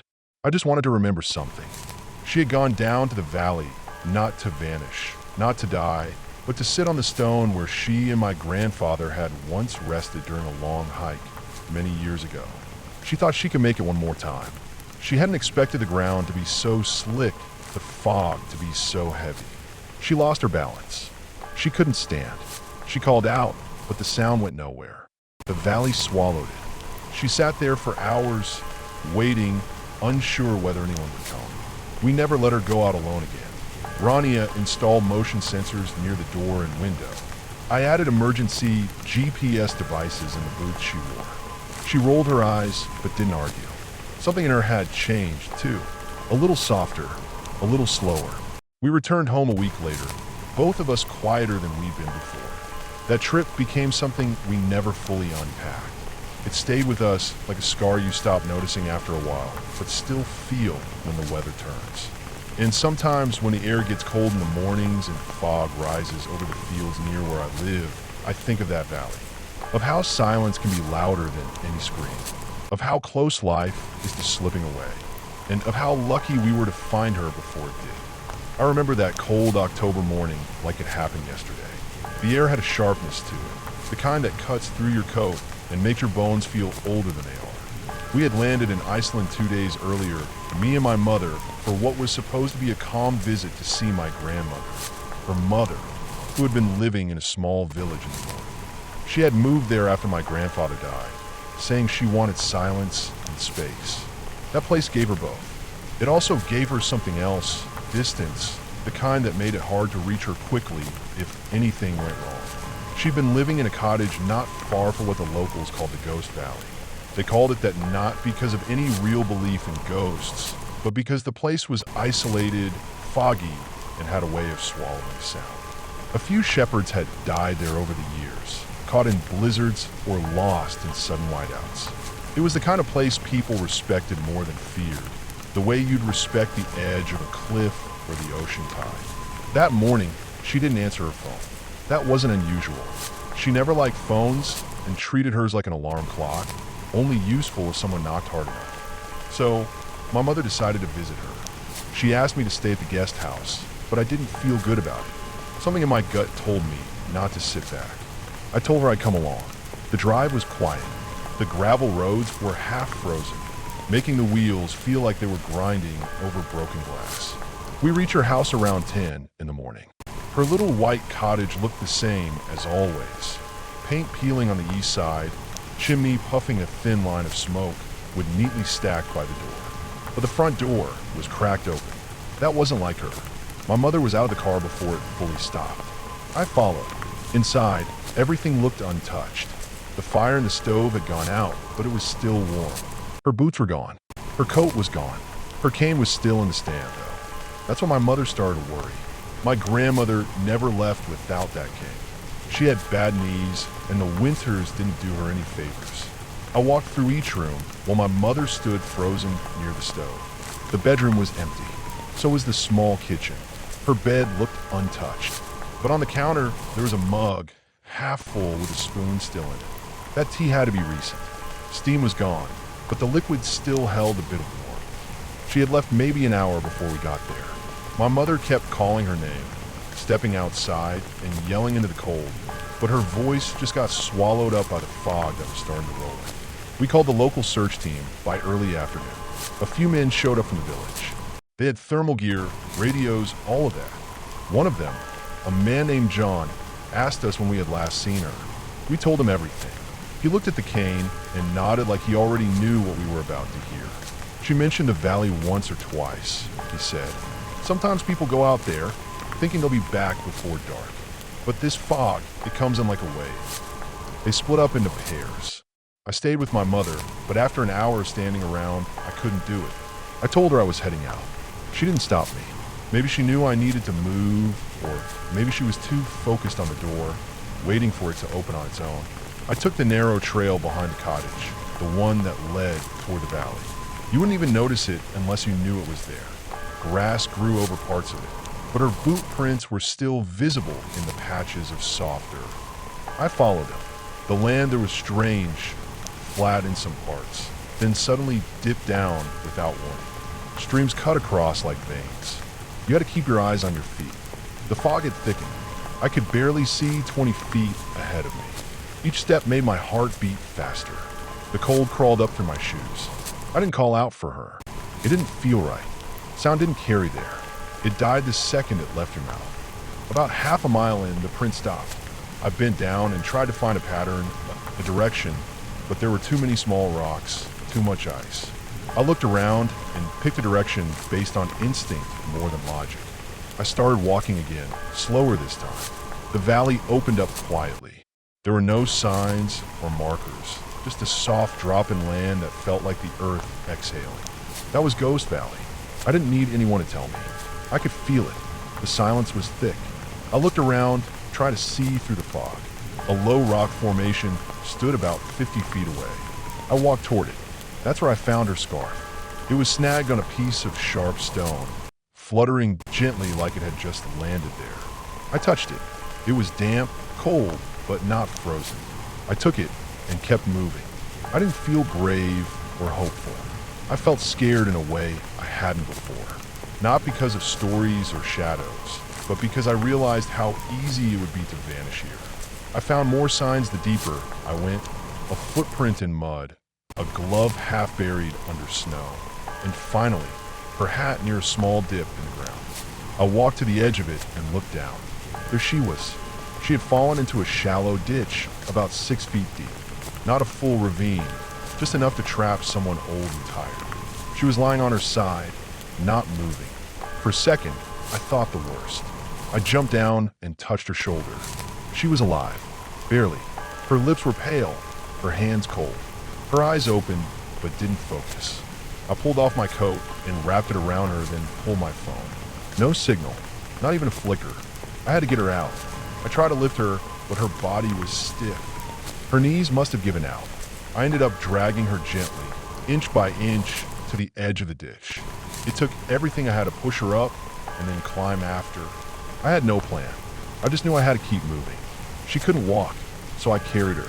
I wasn't strong, but fear gives you power. I walked with her in my arms for what felt like hours. The fog was getting heavier, my breath shorter. My legs burned. Twice I tripped and dropped to my knees. But I didn't stop. At one point, I thought I saw lights.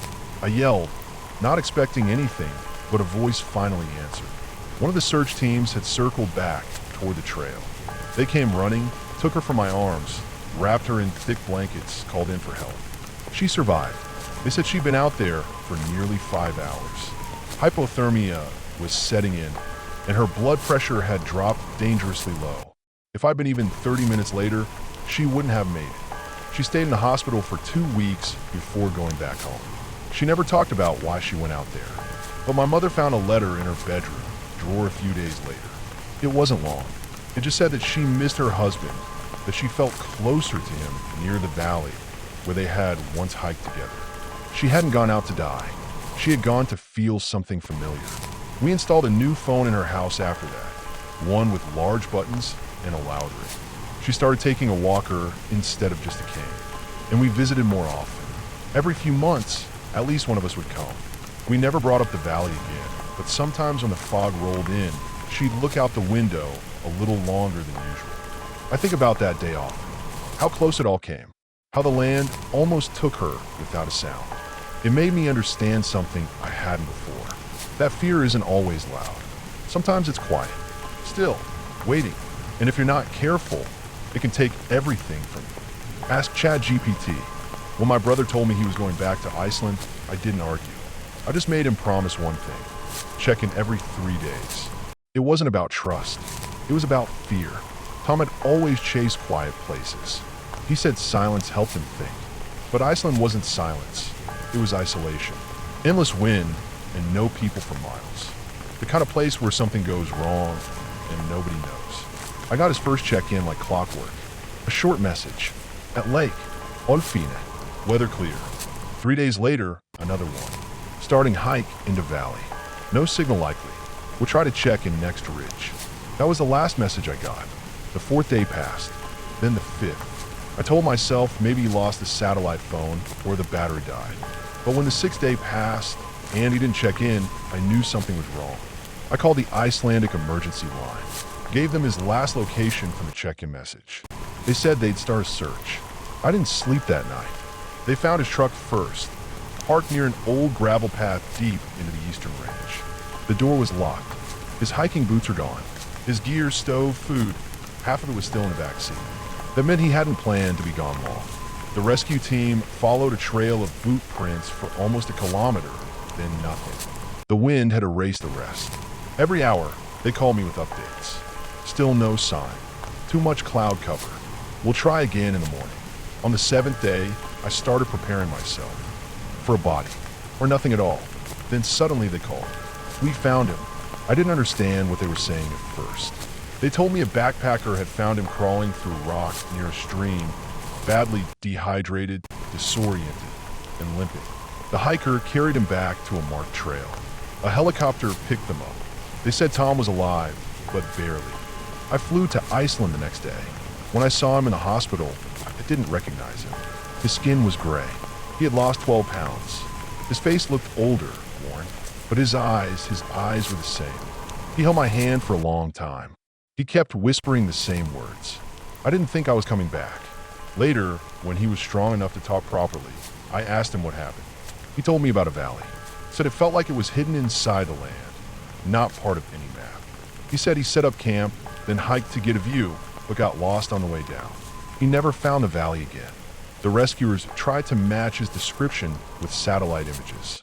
They couldn't find any valley that looked like what he described.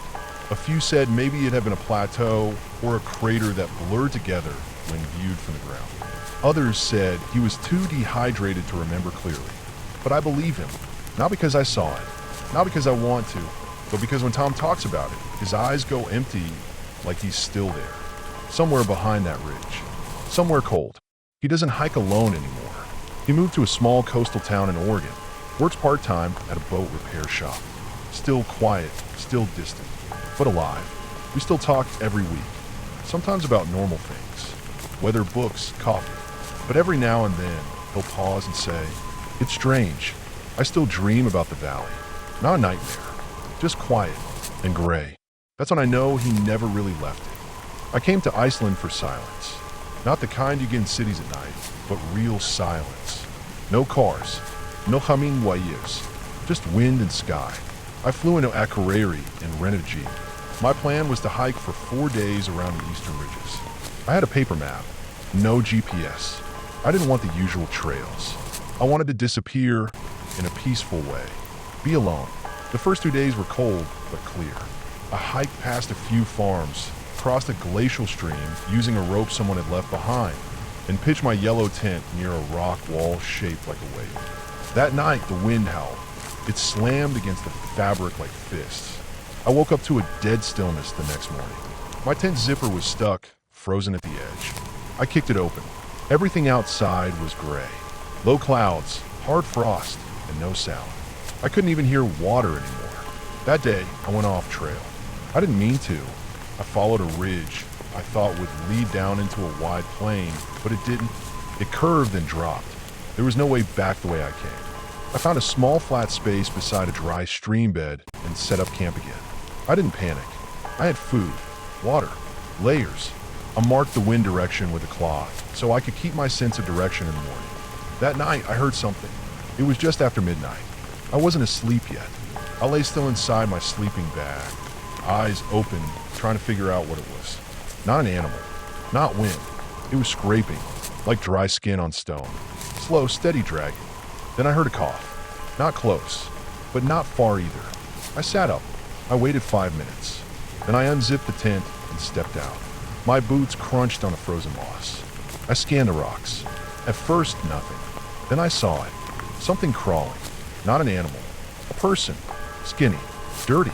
Moving like a dying insect. Elbows and knees against the ground. One leg bent wrong. I stood still. He didn't look up. I didn't know what to say. He kept crawling toward me. When he finally lifted his head, I saw the shape of the man's face, but barely a face. His lips were cracked open, his eyes hollow, skin peeling at the edges of his nose. He looked like he'd been lost for weeks. I didn't ask questions.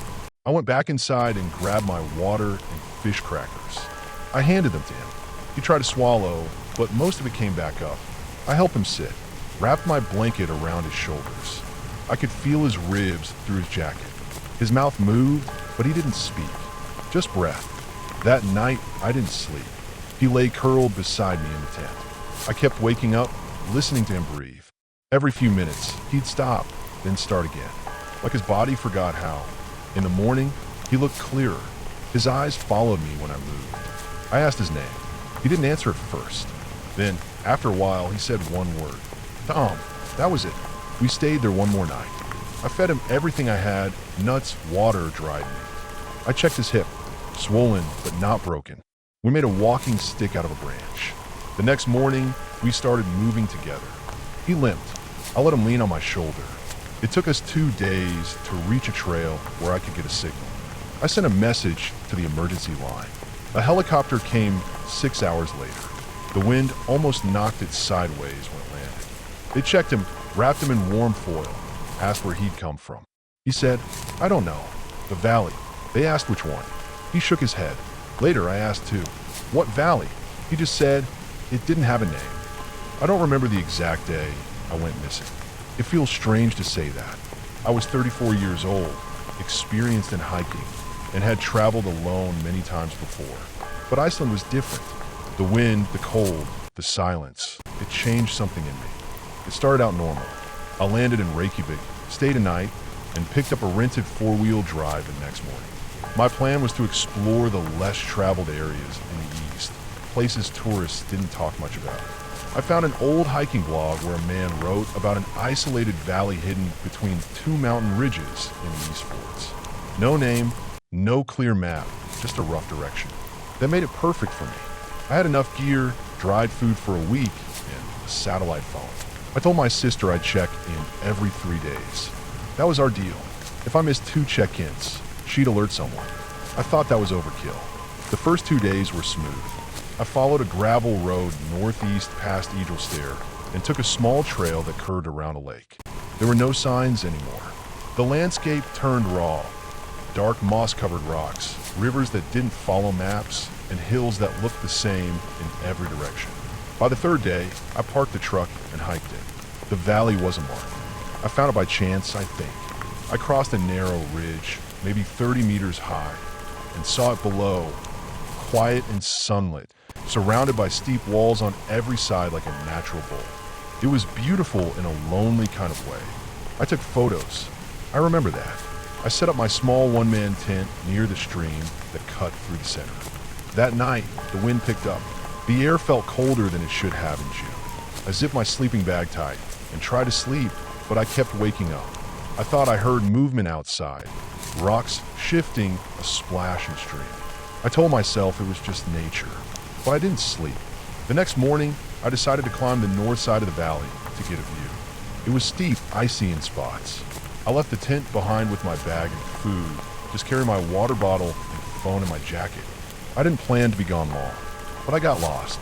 The climb took longer than I expected.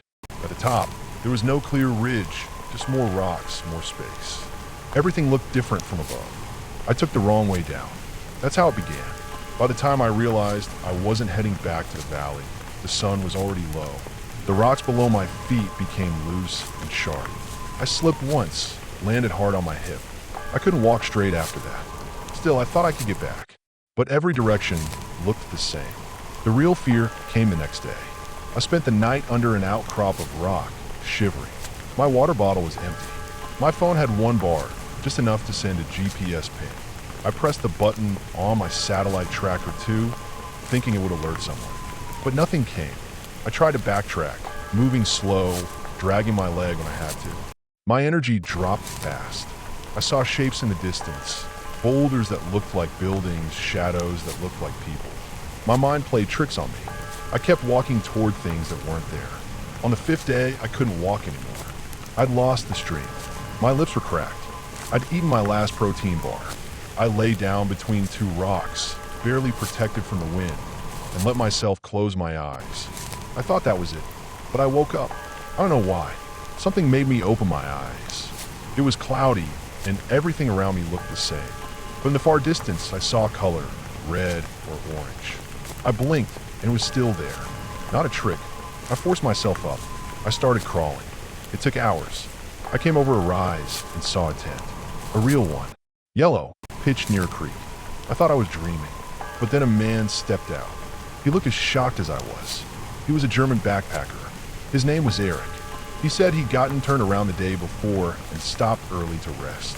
He thought I was dead when he first saw me crawling. I stayed in his tent that night. He gave me water, crackers, dried fish. I kept vomiting for hours. The next morning, he helped me walk, slowly, toward a main trail he remembered passing. It took us 2 more days. A search team had already been formed by then. My sister had sounded the alarm. My truck had been found, but they couldn't find the valley. No one could. Not exactly. I described it. They looked at satellite maps. Nothing matched. Maybe it was hidden, maybe I was turned around. Some said I was dehydrated, confused, that I'd imagined the whole valley. But I remember it. The shape of it. The quiet. The cold. I haven't gone back to Iceland. I can't. I still hike, but not alone and not in places with no names. That valley is still out there, I think. Somewhere between the ridges. I hope no one finds it. We landed in Keflavik on a cold, gray morning.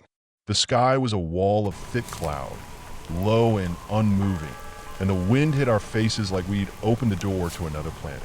I remember thinking how different the cold felt here. Not like back home in Manchester where it just chilled your skin. This was a heavy cold. It gripped your bones and made everything feel sharper. We were here for a week. My wife, our 6-year-old daughter, and me. The idea was to disconnect from everything. No work, no phones, no noise.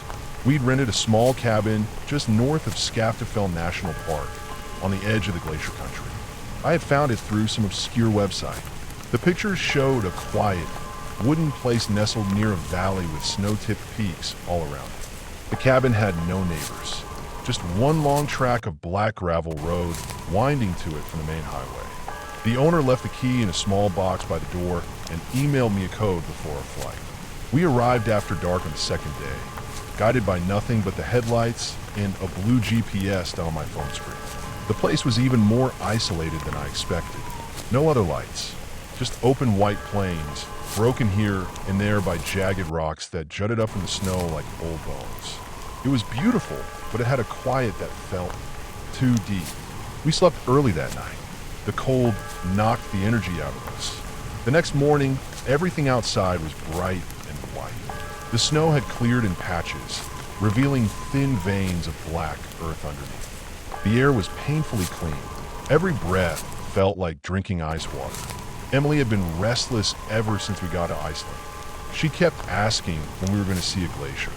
She had read something about them in a book at school. How they moved slowly, how they were dangerous and alive. It fascinated her. I promised we'd do a short walk that day, just to the edge of one. Nothing long, nothing risky. I packed a backpack with water, sandwiches, gloves, and 2 emergency blankets, even though I didn't think we'd be gone more than 2 hours. The trail we picked started just behind our cabin. A thin red marker stuck out of the snow every few hundred meters to guide you along. I'd read that the weather could change fast out here, and those markers were the only thing keeping you from walking in circles if the wind picked up. Emily walked ahead of us, her red coat bobbing like a tiny light in all that pale, open land. She kept stopping to poke at frozen puddles and point at strange ice formations. I took a few pictures of her while my wife tried to keep her gloves properly on. It was lighthearted at first, beautiful even, but an hour in, the wind picked up.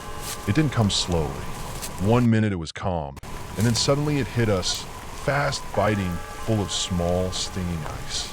The markers started to blur in the white. I pulled my scarf up to my nose and tightened my hood. We still had Emily right in front of us, but he yelled for her to stay close. She didn't hear me, or maybe she did and ignored it. It was hard to tell over the wind. There was a ridge ahead, only a few feet high, nothing dangerous, but by the time we reached the top, she was gone. Not far, just not visible. I shouted. My wife joined in, panic already breaking through her voice. We hurried forward, scanning every side, every dip in the landscape. Then I saw our footprints veering off the trail. It wasn't far, maybe 20, 30 meters off, but it was enough. Her prints looked fresh, still clean in the snow, not yet filled in by wind. We followed them fast, slipping slightly as the incline began to drop into a shallow basin. Then her prints just ended. They stopped near a jagged edge of rock where the snow had drifted higher. My eyes searched everything. My breath was heaving. There were no other signs, no slide marks, no gaps in the snow. Just nothing. My wife was shaking by then, and not just from cold. I told her to go back to the cabin and call emergency services while I kept looking. She didn't argue. She ran. I kept calling her name over and over, but the wind tore the sound out of my mouth before it got 5 feet. I climbed down into the basin, stumbling, searching behind rocks, inside shallow crevices, every spot a child could hide. I was sweating under my jacket now, even in the cold. The panic made everything feel like it was closing in. I saw a shape in the distance, too small to be a cabin, too square to be a rock. I ran toward it. It was a building, or what was left of one. An old, abandoned outpost. Concrete walls partly collapsed, maybe used once by weather researchers or surveyors. No roof. A rusted metal pole bent out of the stone like a snapped antenna. I stepped inside, shielding my eyes from the glare off the snow. That's where I found her, curled up in the corner, covered in frost, lips cracked, her red coat half open. Her eyes blinked slowly. She looked right at me, but didn't speak. She looked exhausted and hollow. I wrapped her in the emergency blanket, held her tight, whispered anything I could think of. I didn't ask questions. I didn't want her to waste energy answering. It took the emergency crew an hour to reach us. The search dogs picked up her trail from where it ended and circled toward the outpost. They said they didn't even know the place existed. It wasn't on any of their current maps. Just one of those forgotten structures. The medics checked her quickly. Her body temperature was low, but she was stable. They airlifted us to a nearby hospital. I stayed with her the whole time, never letting go of her hand. Later, when she was warm and safe and eating small bites of bread, she said something strange. She said she thought she had been walking in circles, that she followed a sound she thought was us. She said she never saw the building until the last minute, like it had just appeared when she was about to fall down. I went back there the next day with one of the local rangers. He said the outpost had been abandoned for nearly 20 years, maybe longer. It had been used briefly during a geological survey, then sealed off. No one had gone back since. The wind had erased all our tracks by then. The snow made it look untouched. I still dream about that valley. Not because of ghosts or anything like that. Just the silence. The blinding white. The way your voice doesn't echo. The way it swallows everything. Your steps. Your direction. Your child. I never saw the footprints she mentioned. The ones she said walked with her for a while before vanishing. Maybe she imagined them. Maybe it was hers looping back without her knowing. I don't know. All I know is we were lucky. Luckier than most. And I won't go back. We had been in Iceland for 3 days when it happened. My wife and I planned this trip for months. It was our way of breaking the cycle. Back home in Leeds, everything had become routine. Wake up, coffee, work, dinner, sleep. We needed air. We needed space. Iceland had always seemed like a quiet kind of escape. Something different, something raw. We brought our daughter, Emily. She was 6. We debated for a long time whether to leave her with my mother back in England, but she'd seen the pictures, the waterfalls, the black beaches, the mountains. She begged to come. She had this fascination with nature, always asking about volcanoes and glaciers. So we took her. The morning it happened, we were staying in a small guest house near the southern valleys. The air was sharp, dry, and cold. You could taste the chill before you even opened your mouth. The sun hadn't fully risen, just a faint gray light pushing across the land, casting everything in silver. We had planned a short hike that morning to a nearby valley, just under an hour from where we were staying. The guest house owner had shown us the map, marked the trail, and said it was safe as long as we stayed on the path. We left just after breakfast. Emily had her red coat on, zipped all the way up, with a gray hat that had a pom-pom bouncing every time she moved. She was always running ahead, never still, always with her boots crunching the ice. The trail wasn't difficult. It twisted gently through moss-covered rocks, patches of frozen grass, and hills that curved softly down into the valley. It was beautiful in that quiet, untouched way. No other people, no noise, only the wind. It sounded like it whispered things sometimes, but I kept telling myself it was just the way it moved through the narrow spaces in the hills. About 20 minutes in, Emily ran a little ahead again. My wife shouted after her once, not angrily, just a warning, but the wind took her voice. We picked up our pace. When we got to the bend where we'd last seen her, she was gone. At first, I thought she had just crouched behind a rock, or maybe gone to look at something just off the path. She was curious like that. I called her name once, then twice, then again. My wife started looking further off the trail, slipping slightly on the icy grass. Nothing. I felt a tightening in my chest. That kind that doesn't come all at once, but slowly, like a rope being pulled. I kept calling her name louder. My wife joined me. Still nothing. Just wind and our own footsteps. We started splitting up in small loops, each going a little further than the last. It was easy to lose your sense of direction there. The landscape repeated itself in strange ways. Same looking rocks, same dips in the land, same stretches of brown and gray and white. An hour passed, then another. It felt impossible, but she was gone. My voice started cracking from yelling her name over and over. My wife's face was red from the cold and from crying. I saw her breath trembling every time she exhaled. We called the local authorities. They arrived fast, which surprised me. A small white Jeep pulled up beside the guest house. 2 men in thick jackets stepped out. One had a radio strapped to his chest, and the other carried a large bag.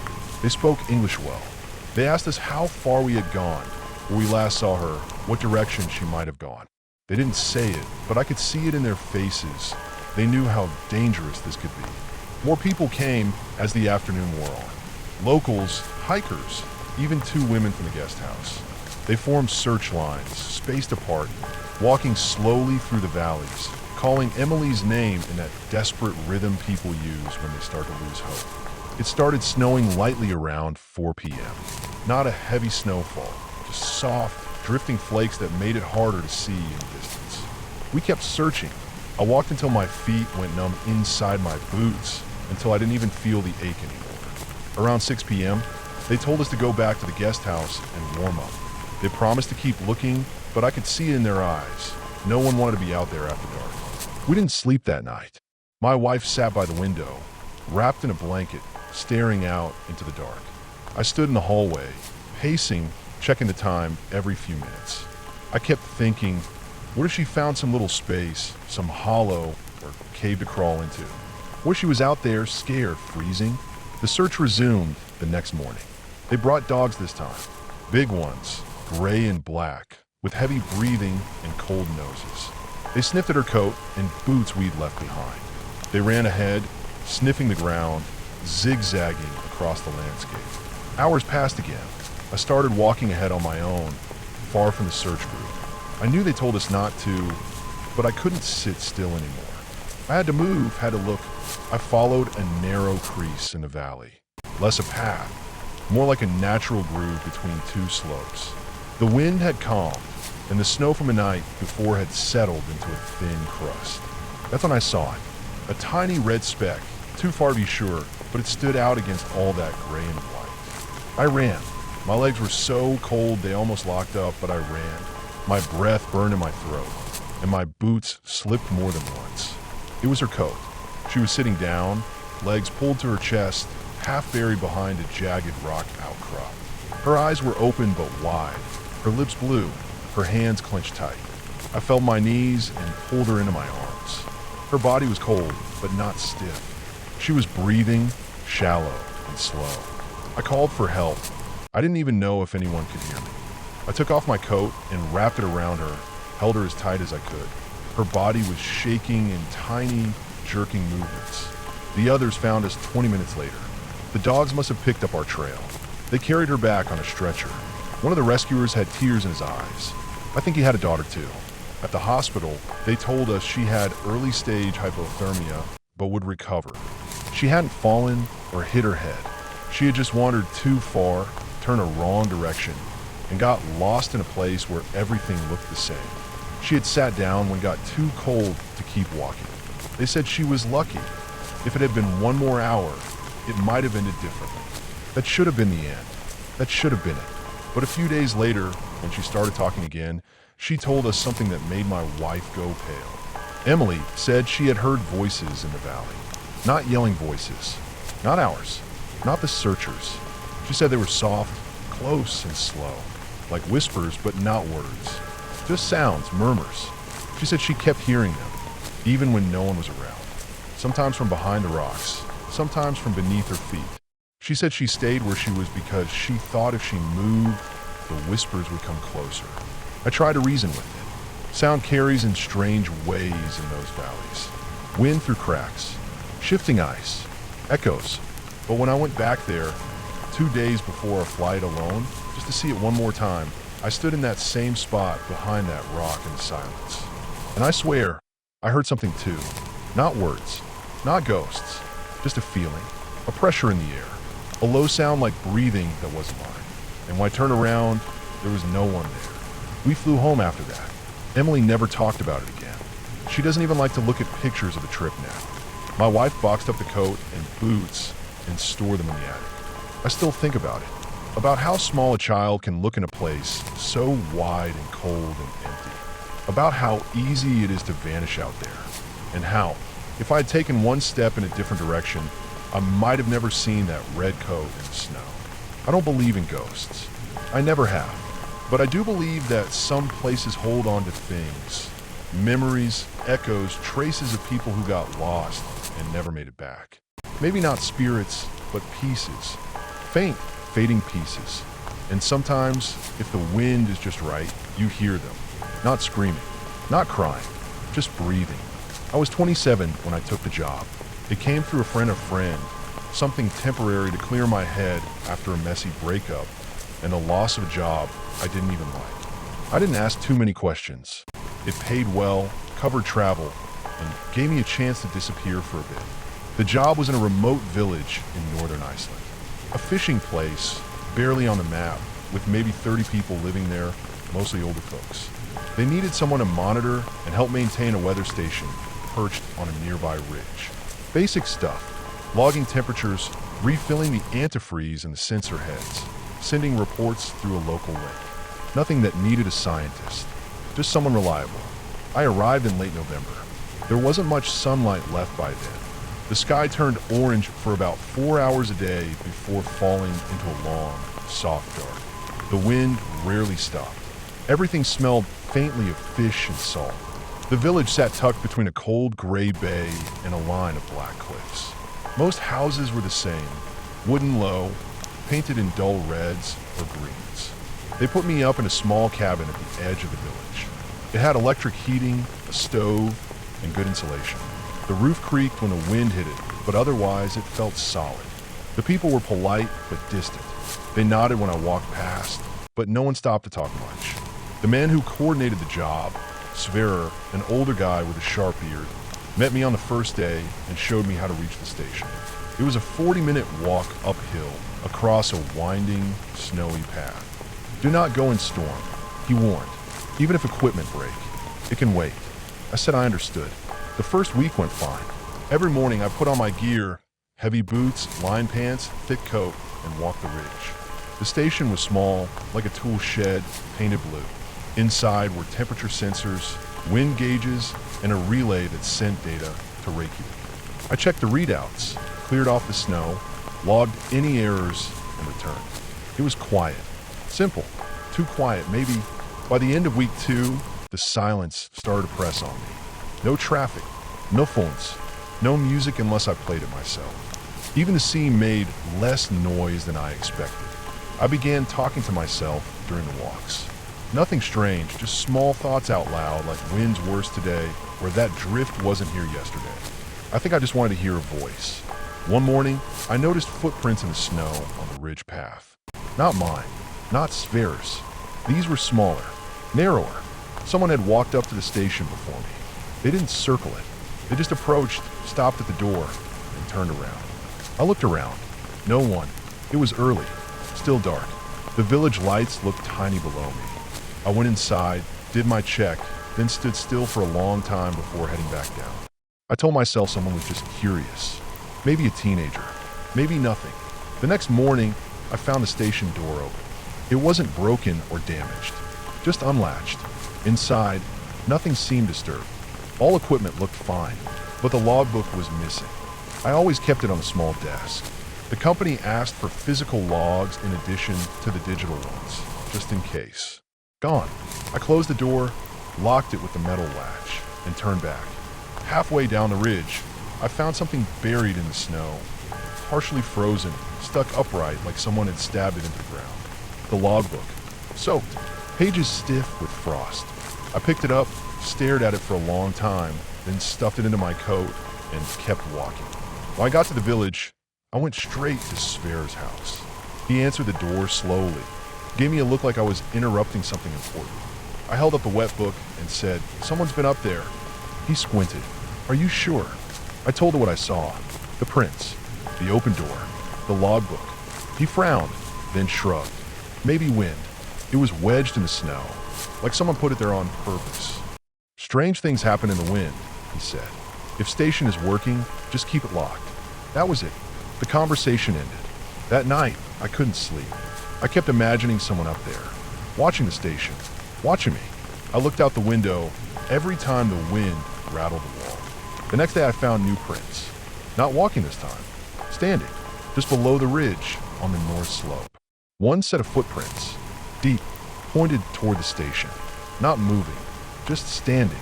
I walked toward them, cautiously. They stopped at the edge of sharp drop. Beyond that, nothing but rocks and snow for 100 meters. I stood there for a long time. I wanted to believe it was all harmless, but something about how still those prints were, it felt off. That night, I started locking my cabin door. 2 days later, during a morning check, I opened the station door and stopped cold. Someone had been inside. The data relay unit was turned off. Power switch flipped. Nothing damaged. No wires cut. Just switched off. I turned it back on and ran a diagnostic. It started broadcasting again like nothing happened. That scared me more than anything. Why turn it off and leave everything else untouched? I didn't go back to Sverre. I didn't think he'd believe me. That night I stayed up. Around 2 a.m., I saw a flicker of movement outside my window. I killed the lights, went to the curtain, and peeked out. Something moved along the edge of the houses. A figure, low to the ground, moving quickly, Too quick. I pulled back. I didn't sleep. The next day, I walked to the station and found no prints. Nothing. But when I entered, I found a message. Carved into the inside of the door, deep and crooked. Stop. Just that. Nothing else. No inicials. No threats. Just that one word. I didn't touch it. I didn't clean it. I just left. Back at the cabin, I packed my bag. I didn't want to stay. I walked to Sverre's place and told him I wanted to leave. Early.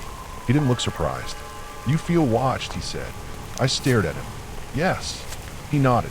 It happens. To outsiders. What does that mean? He just shrugged. Too much space. Too much quiet. I'm serious. So am I. He helped me call a ride back to the nearest airport road. I left the next day. No one said goodbye. On the flight home, I kept thinking about the message carved into the wood. The prints. The missing logbook. I still don't know who or what was up there with me. Maybe it was nothing. But know what I felt? I was not alone. And whoever it was, they wanted me to stop looking. So I did. I've never gone back. I arrived in Reykjavik thinking it was just going to be a job. A routine assignment. Fly in, check the equipment, collect the samples, fly out. I'd done this kind of work before. Data monitoring, soil analysis, satellite relays. Mostly in Canada and parts of Scandinavia. This was my first time in Iceland, though. I didn't know how different it would be. The company that hired me was a tech subcontractor working with an international geothermal research program. The project was collecting environmental data from remote volcanic regions to study how climate change was affecting subglacial systems. It was big, government-funded, slow-moving. My job was simple. Take over for the last guy. Keep the monitoring station going for 6 days while repairs to the fiber uplink were completed. Nothing fancy. They flew me in on a Tuesday. From Reykjavik, I was picked up in a battered white truck and driven east, hours past the tourist stops and the paved roads, until we reached a prefab building on the edge of a lava field. 1 story high, steel siding, 2 doors, 1 window. That was home. The man who dropped me off, John, I think his name was, handed me a radio and said, "Only call if something breaks or you get sick. We come back Monday." Then he left. There was no signal, no bars, just the crackling of the radio when I tested it. The air was still, cold, but not unbearable. The wind came in slow waves, like the sea. The land around the building stretched flat for miles before rising into jagged, snow-covered hills. Inside the station, it was warmer. The main room had 3 workstations, all running data from sensors out in the field, thermometers, motion detectors, seismic readers. Everything was green, normal. There was a second room with a cot, a heater, and a small bathroom. It was dry, clean, simple. That first night, I slept hard, the kind of sleep that only comes from exhaustion and silence. The next morning, I started the routine. Check logs, confirm readings, make notes, run diagnostics. Everything worked. I walked out to inspect the solar panels and the relay tower. The sky was pale blue. The horizon shimmered like it was melting. The third day is when I noticed something strange. One of the motion detectors, located a few kilometers north, showed movement. Just 1 trigger. Brief. A single spike. I didn't think much of it. Could have been wind or a small animal. But it stayed in my head longer than I expected. I'd seen the terrain. There wasn't much out there that could move a sensor that size. The 4th day, it happened again. Around the same time, 3:14 a.m. This time, 2 sensors tripped. Still just brief flashes. Maybe 5 seconds of movement. Then gone. I stared at the screen, watching the blinking dot. I decided I'd check the sensors in person. At noon, I packed a small kit, loaded the coordinates into my handheld, and started walking. The snow was patchy, hard and icy, covering old rock and mud. The wind picked up the farther I went. The silence grew deeper. No trees, no animals, just endless space and wind. It took almost 3 hours to reach the first sensor. Nothing looked out of place. The box was intact. Power good. Logs showed the spike, then nothing. I checked the camera attached to the side. No images saved during movement. The second sensor was a half-kilometer further. It sat at the base of a small rise, near a frozen crevice that broke the land like a crack in a plate. This one was older, dusty, a little frosted over, but still working. I bent down to check the wiring. Then I noticed something. Footprints. Faint but there, leading away from the sensor toward the crevice. I followed them slowly. They weren't boots. They weren't shoes either. They looked almost flat, wide, as if someone had walked barefoot in heavy socks or wraps. They stopped at the edge of the crevice. Then nothing. No return prints. Just an empty drop and the sound of wind. I didn't climb down. I couldn't. It was too steep and I was alone. I turned back. The walk to the station felt longer. I kept looking over my shoulder, expecting to see someone. Something. But there was nothing. Always nothing. That night, I didn't sleep. I sat at the main console, watching the sensors. No movement. Until 3:14 a.m. Then, again, another spike. But this time closer. South. Toward the station. It stayed on for longer this time. 10 seconds. Then gone. The next morning, I checked the snow outside. There were marks. Not clear footprints, but trails. Disturbed snow. Like something had moved in short, sudden bursts. As if crawling. I told myself it was just weather. Just wind carving strange shapes. But deep down I didn't believe that. I started locking the doors. I kept the radio on at all times, even though no one ever responded. That night, I turned off the lights and waited. 3:14 a.m. No movement. 3:15. 3:16. Then a noise. Not the sensors. Not wind. A knock. Slow. Deliberate. On the metal wall. I froze. Another knock. Lower this time. As if someone crouched. I didn't move. I didn't breathe. Then silence. I waited an hour before I dared stand up. I checked the door. Still locked. Nothing on the camera outside. Nothing on the sensors. But I didn't sleep. The next morning, I walked a circle around the station. There were drag marks. Long, shallow trails in the frost that led to the sidewall. Then vanished. No footprints. No animal tracks. Just those trails. I wanted to call for help. I tried the radio. Only static. I tried again. And again. On the 6th day, the generator hiccuped. It didn't go out completely, but the backup fuel line failed. I had to go outside to fix it. I bundled up, grabbed my toolkit, and stepped into the cold. That's when I saw them. Dozens of marks. Trails. Circles. Long scrapes in snow. Like something had been moving all night. Around and around the building. Getting closer. I turned, heart racing, ready to run back inside. Then I saw a shape. Far out. Maybe 100 meters away. Low to the ground. Not standing. Not walking. Just still. I stared. It didn't move. Neither did I. Then the wind shifted and the shape rolled. Just a rock. I felt like an idiot. I finished the repair and went back inside. I packed my bag. I couldn't wait until Monday. I was leaving. I loaded my gear, grabbed my GPS, and started walking toward the road. The same path the truck had come on. I moved fast. I didn't stop. By evening, the temperature dropped fast. Snow began to fall. Visibility dropped. And then I lost the road. I wandered for hours. The GPS froze. My radio battery died. The snow covered every familiar landmark. I couldn't even tell which way was north anymore. At some point, I realized I was walking in circles. I passed the same rock 3 times. I sat down. My legs burned. My face stung from the cold. I felt like I was being watched. But every time I looked around, it was the same. White, flat, empty. Then I saw lights. Dim far off. I ran. Fell. Got up. Ran again. It was the station. I had walked all day only to end up right where I started. I went inside. Everything was cold. The heater had died, but the sensors were still on, and they showed something. Movement. All around. Every sensor pinging. A full circle surrounding the station. I didn't go outside again. I wrapped myself in a blanket, turned off the lights, and waited for morning. The next day, the truck came. John looked at me and said, "You look sick." I didn't answer. He didn't ask anything else. We drove back in silence. I never told anyone what I saw. I couldn't explain it anyway. There were no ghosts, no monsters, just a feeling that something was out there, something that didn't want to be seen. And whatever it was, it moved like it had all the time in the world. I still don't know what part of me thought it was a good idea to go alone. It was late October when I landed in Iceland, the sky already gray, the wind making the airport doors shiver on their hinges. I had been planning this trip for months.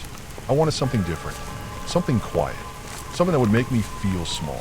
I've been working a desk job in London for 4 years straight, without a single break longer than 3 days. I needed this. I needed to be alone, to hike, to test myself.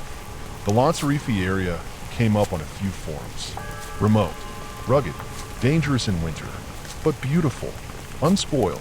I booked a rental car, brought my gear, and planned a 5-day hike across some of the harshest, least populated terrain Iceland had to offer. I told myself I was ready. I wasn't. The first day went fine. I parked the rental near a small guest house and checked in with a local who gave me a warning in broken English. No mobile after third peak. No road. Be careful. I nodded. I told him I had a Garmin satellite GPS and plenty of supplies. He just looked at me, then turned back to his radio.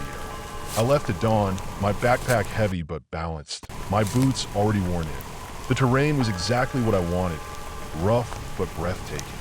Vast, empty plains of black volcanic soil, frozen rivers cutting through white valleys, and towering mountains ahead like massive, sleeping beasts. I followed the trail markers, small wooden posts barely taller than my knee. They weren't frequent, and by the second day, I started to realize how easy it would be to miss one. The cold was a constant pressure, not unbearable, but always there, always eating at my fingers and toes, even with layers.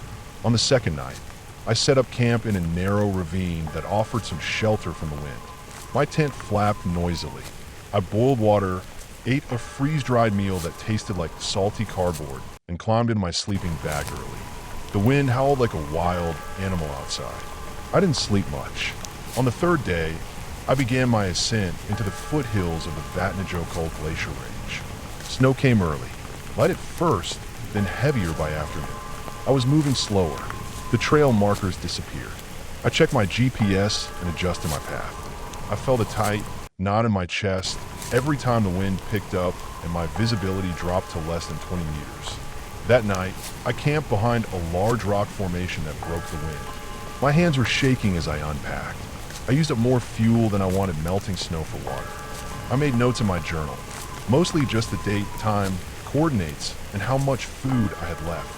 I didn't bother writing down how I felt. The fourth day is when things started to go wrong. I woke to silence. No wind, no birds, just an eerie, complete stillness. I unzipped my tent and stepped outside to find a wall of white around me. The snow had continued through the night and covered everything. My tracks were gone. The markers were buried. Even the rock I camped next to looked like a different shape. My GPS took longer than usual to lock on. I waited.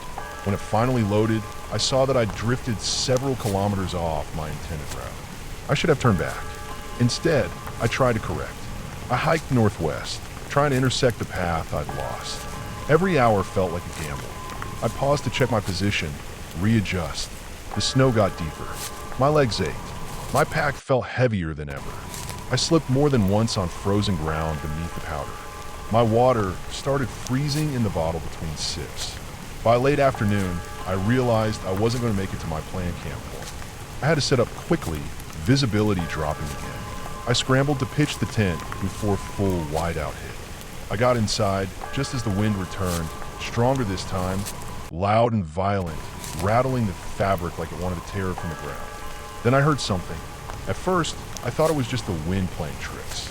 But there was again, a crunching sound like heavy boots in snow, right outside my tent. I froze. I listened, every part of me suddenly awake and on edge. My hand went to the zipper, but I didn't open it. No one was out here. That's what I told myself. No one. The nearest road was over 20 kilometers behind me. The nearest village, maybe 40. Crunch. Closer now. I held my breath. Then nothing. Just wind again. I stayed awake all night, my body stiff with cold and fear. I didn't hear the footsteps again. I didn't sleep. When morning finally came, the snow had buried the lower half of my tent. I had to dig my way out with my hands. I looked around. No footprints. Nothing. I told myself it was the wind, or maybe an animal. But the shape, the rhythm, it sounded like a person. I moved fast that day. Faster than I should have. I ignored the GPS for hours, just focused on moving toward what I thought was west. I climbed higher into the mountains, thinking I could spot a landmark or signal. The snow was deeper here. My legs burned. My breath steamed in thick clouds. Then I fell. It happened fast. My boot hit a patch of ice hidden beneath the powder. My body twisted and I went down hard. My left knee slammed into a rock. I cried out. Pain like a knife shot through my leg. I tried to stand but couldn't put weight on it. Panic hit me then. Real, heavy panic. I sat there in the snow, heart pounding, breathing hard. I pulled out my satellite GPS and pressed the SOS button. Nothing. I checked the battery. Still half full. I pressed it again. Still nothing. Something in me broke at that moment. I yelled, loud, not for help, not even expecting an answer. I just screamed because I needed to. The sound vanished into the wind. I knew I couldn't stay there. I had to move. I made a splint from a tent pole and duct tape, wrapped my leg, and started dragging myself downhill. I didn't know where I was going anymore. My hands were raw. My lips cracked. My breath felt shallow. But I kept moving. Night came early. I built a rough shelter in the snow, not even bothering with the tent. Just a hollow to curl into. I ate a protein bar with numb fingers and forced down water that felt like ice shards. I closed my eyes, shaking uncontrollably, and listened again. Crunch. Not again. The sound circled me this time. Never close. Just circling. I didn't move. I didn't breathe. I just lay there and listened to the wind and that slow, dragging sound in the snow. When morning came, I was still alive. I moved again, slower now, dragging my bad leg behind me. My clothes were soaked. My fingers blue. I knew I had hypothermia. The thought came to me like a fact from a textbook. No emotion, just information. I was dying. Not fast, but dying. Then I saw it. The cabin. Just a shape at first. Dark against the snow. I thought it was a hallucination, but it didn't fade. It got closer. Real. I screamed again, this time with hope. I reached it by late afternoon. The door was ajar. Snow drifted inside. It was abandoned. A ranger's outpost. Maybe small. One room. A cot. A stove. A broken radio. No fuel but walls and a roof. I cried. For the first time in years. I cried hard. Then I shut the door, locked it with a crate, and climbed onto the cot. I spent 2 days there. No one came. I rationed food. Melted snow in a pot over a candle. Wrapped myself in blankets I found in the chest. My leg swelled. I knew it was infected. I stopped feeling my toes. On the third day, I woke to a sound. Not footsteps this time.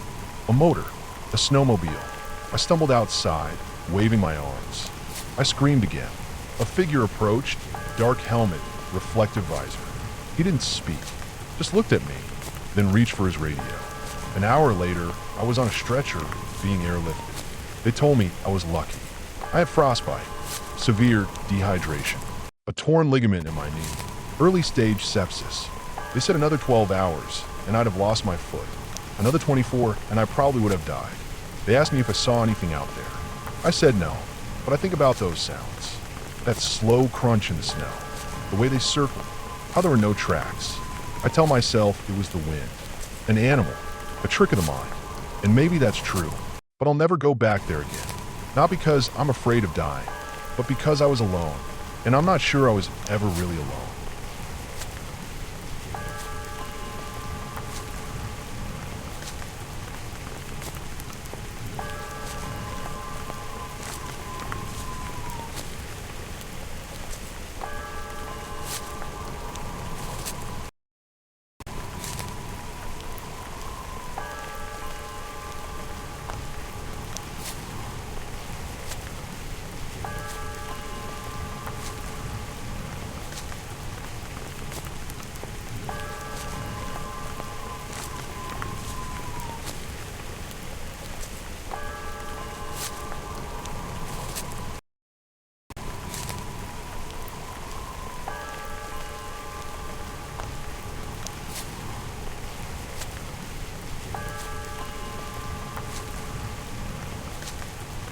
I don't remember the exact day I went missing.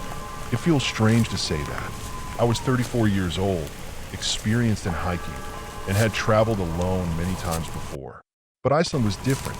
The wind, the cold, the silence, it changed something in me. It started out normal. I landed in Reykjavik, stayed a night, and picked up a rented four-wheel drive the next morning. My plan was to explore the less traveled areas in the east, places tourists didn't talk much about. I found an old hiking blog where a man wrote about an isolated valley hidden between two mountain ridges in the East Forts. No name, no clear map, just a rough direction. That made it perfect for me. I had enough gear, dried food for a week, and a satellite phone. I told my sister I'd check in every 3 days. That was our deal. If I missed 2 check-ins, she'd alert someone. I thought that was overkill. The first 2 days were smooth. I followed a gravel road northeast past Eagle Stair and took a small trail that curved around a lake. There were no signs anymore. The landscape turned raw. Dark moss-covered rocks, rivers that didn't follow maps, and hills that looked the same in every direction. By the 3rd day, I parked the truck and hiked it. The valley wasn't marked. I found it by chance, I think.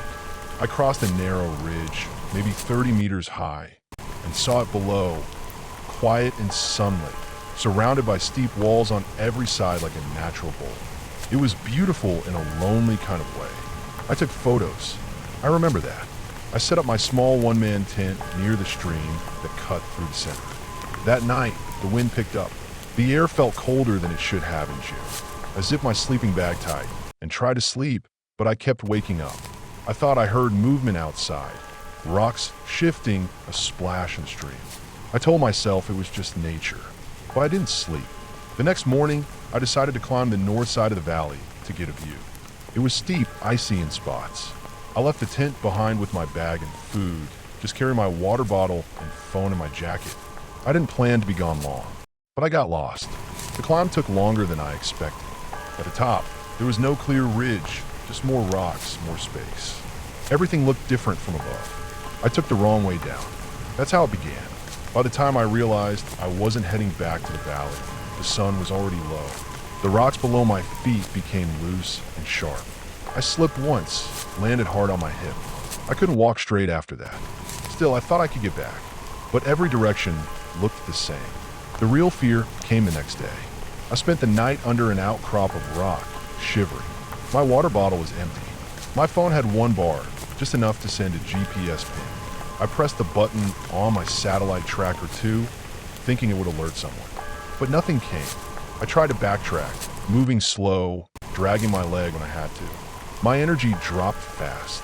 I saw shapes in the distance, boulders that looked like buildings, shadows that looked like people. My mind played tricks on me. I kept walking toward things that weren't there. On the 5th day, I couldn't walk anymore. I'd lost the stream. My lips were cracked. I'd eaten my last protein bar. I lay down between 2 rocks, barely protected from the wind, and let myself close my eyes. I thought that was it, but I woke up. I don't know why. Something made me open my eyes. It was cloudy, and everything around me looked the same. But in the far distance, I saw color, red or orange. I blinked, and it was still there. Not a trick. I forced myself up. I started crawling. It took hours. I came over a rise and saw a tent. A real one. Yellow, pitched near a creek. I thought I was dreaming. But then a man stepped out. He looked as shocked as I was. He was a German backpacker. His name was Eric. He said he'd gotten turned around the day before and stopped early to rest. He thought I was dead when he first saw me crawling. I stayed in his tent that night. He gave me water, crackers, dried fish. I kept vomiting for hours. The next morning, he helped me walk, slowly, toward a main trail he remembered passing. It took us 2 more days. A search team had already been formed by then. My sister had sounded the alarm. My truck had been found, but they couldn't find the valley. No one could. Not exactly. I described it. They looked at satellite maps. Nothing matched. Maybe it was hidden. Maybe I was turned around. Some said I was dehydrated, confused, that I'd imagined the whole valley. But I remember it. The shape of it. The quiet. The cold. I haven't gone back to Iceland. I can't. I still hike, but not alone and not in places with no names. That valley is still out there, I think. Somewhere between the ridges. I hope no one finds it.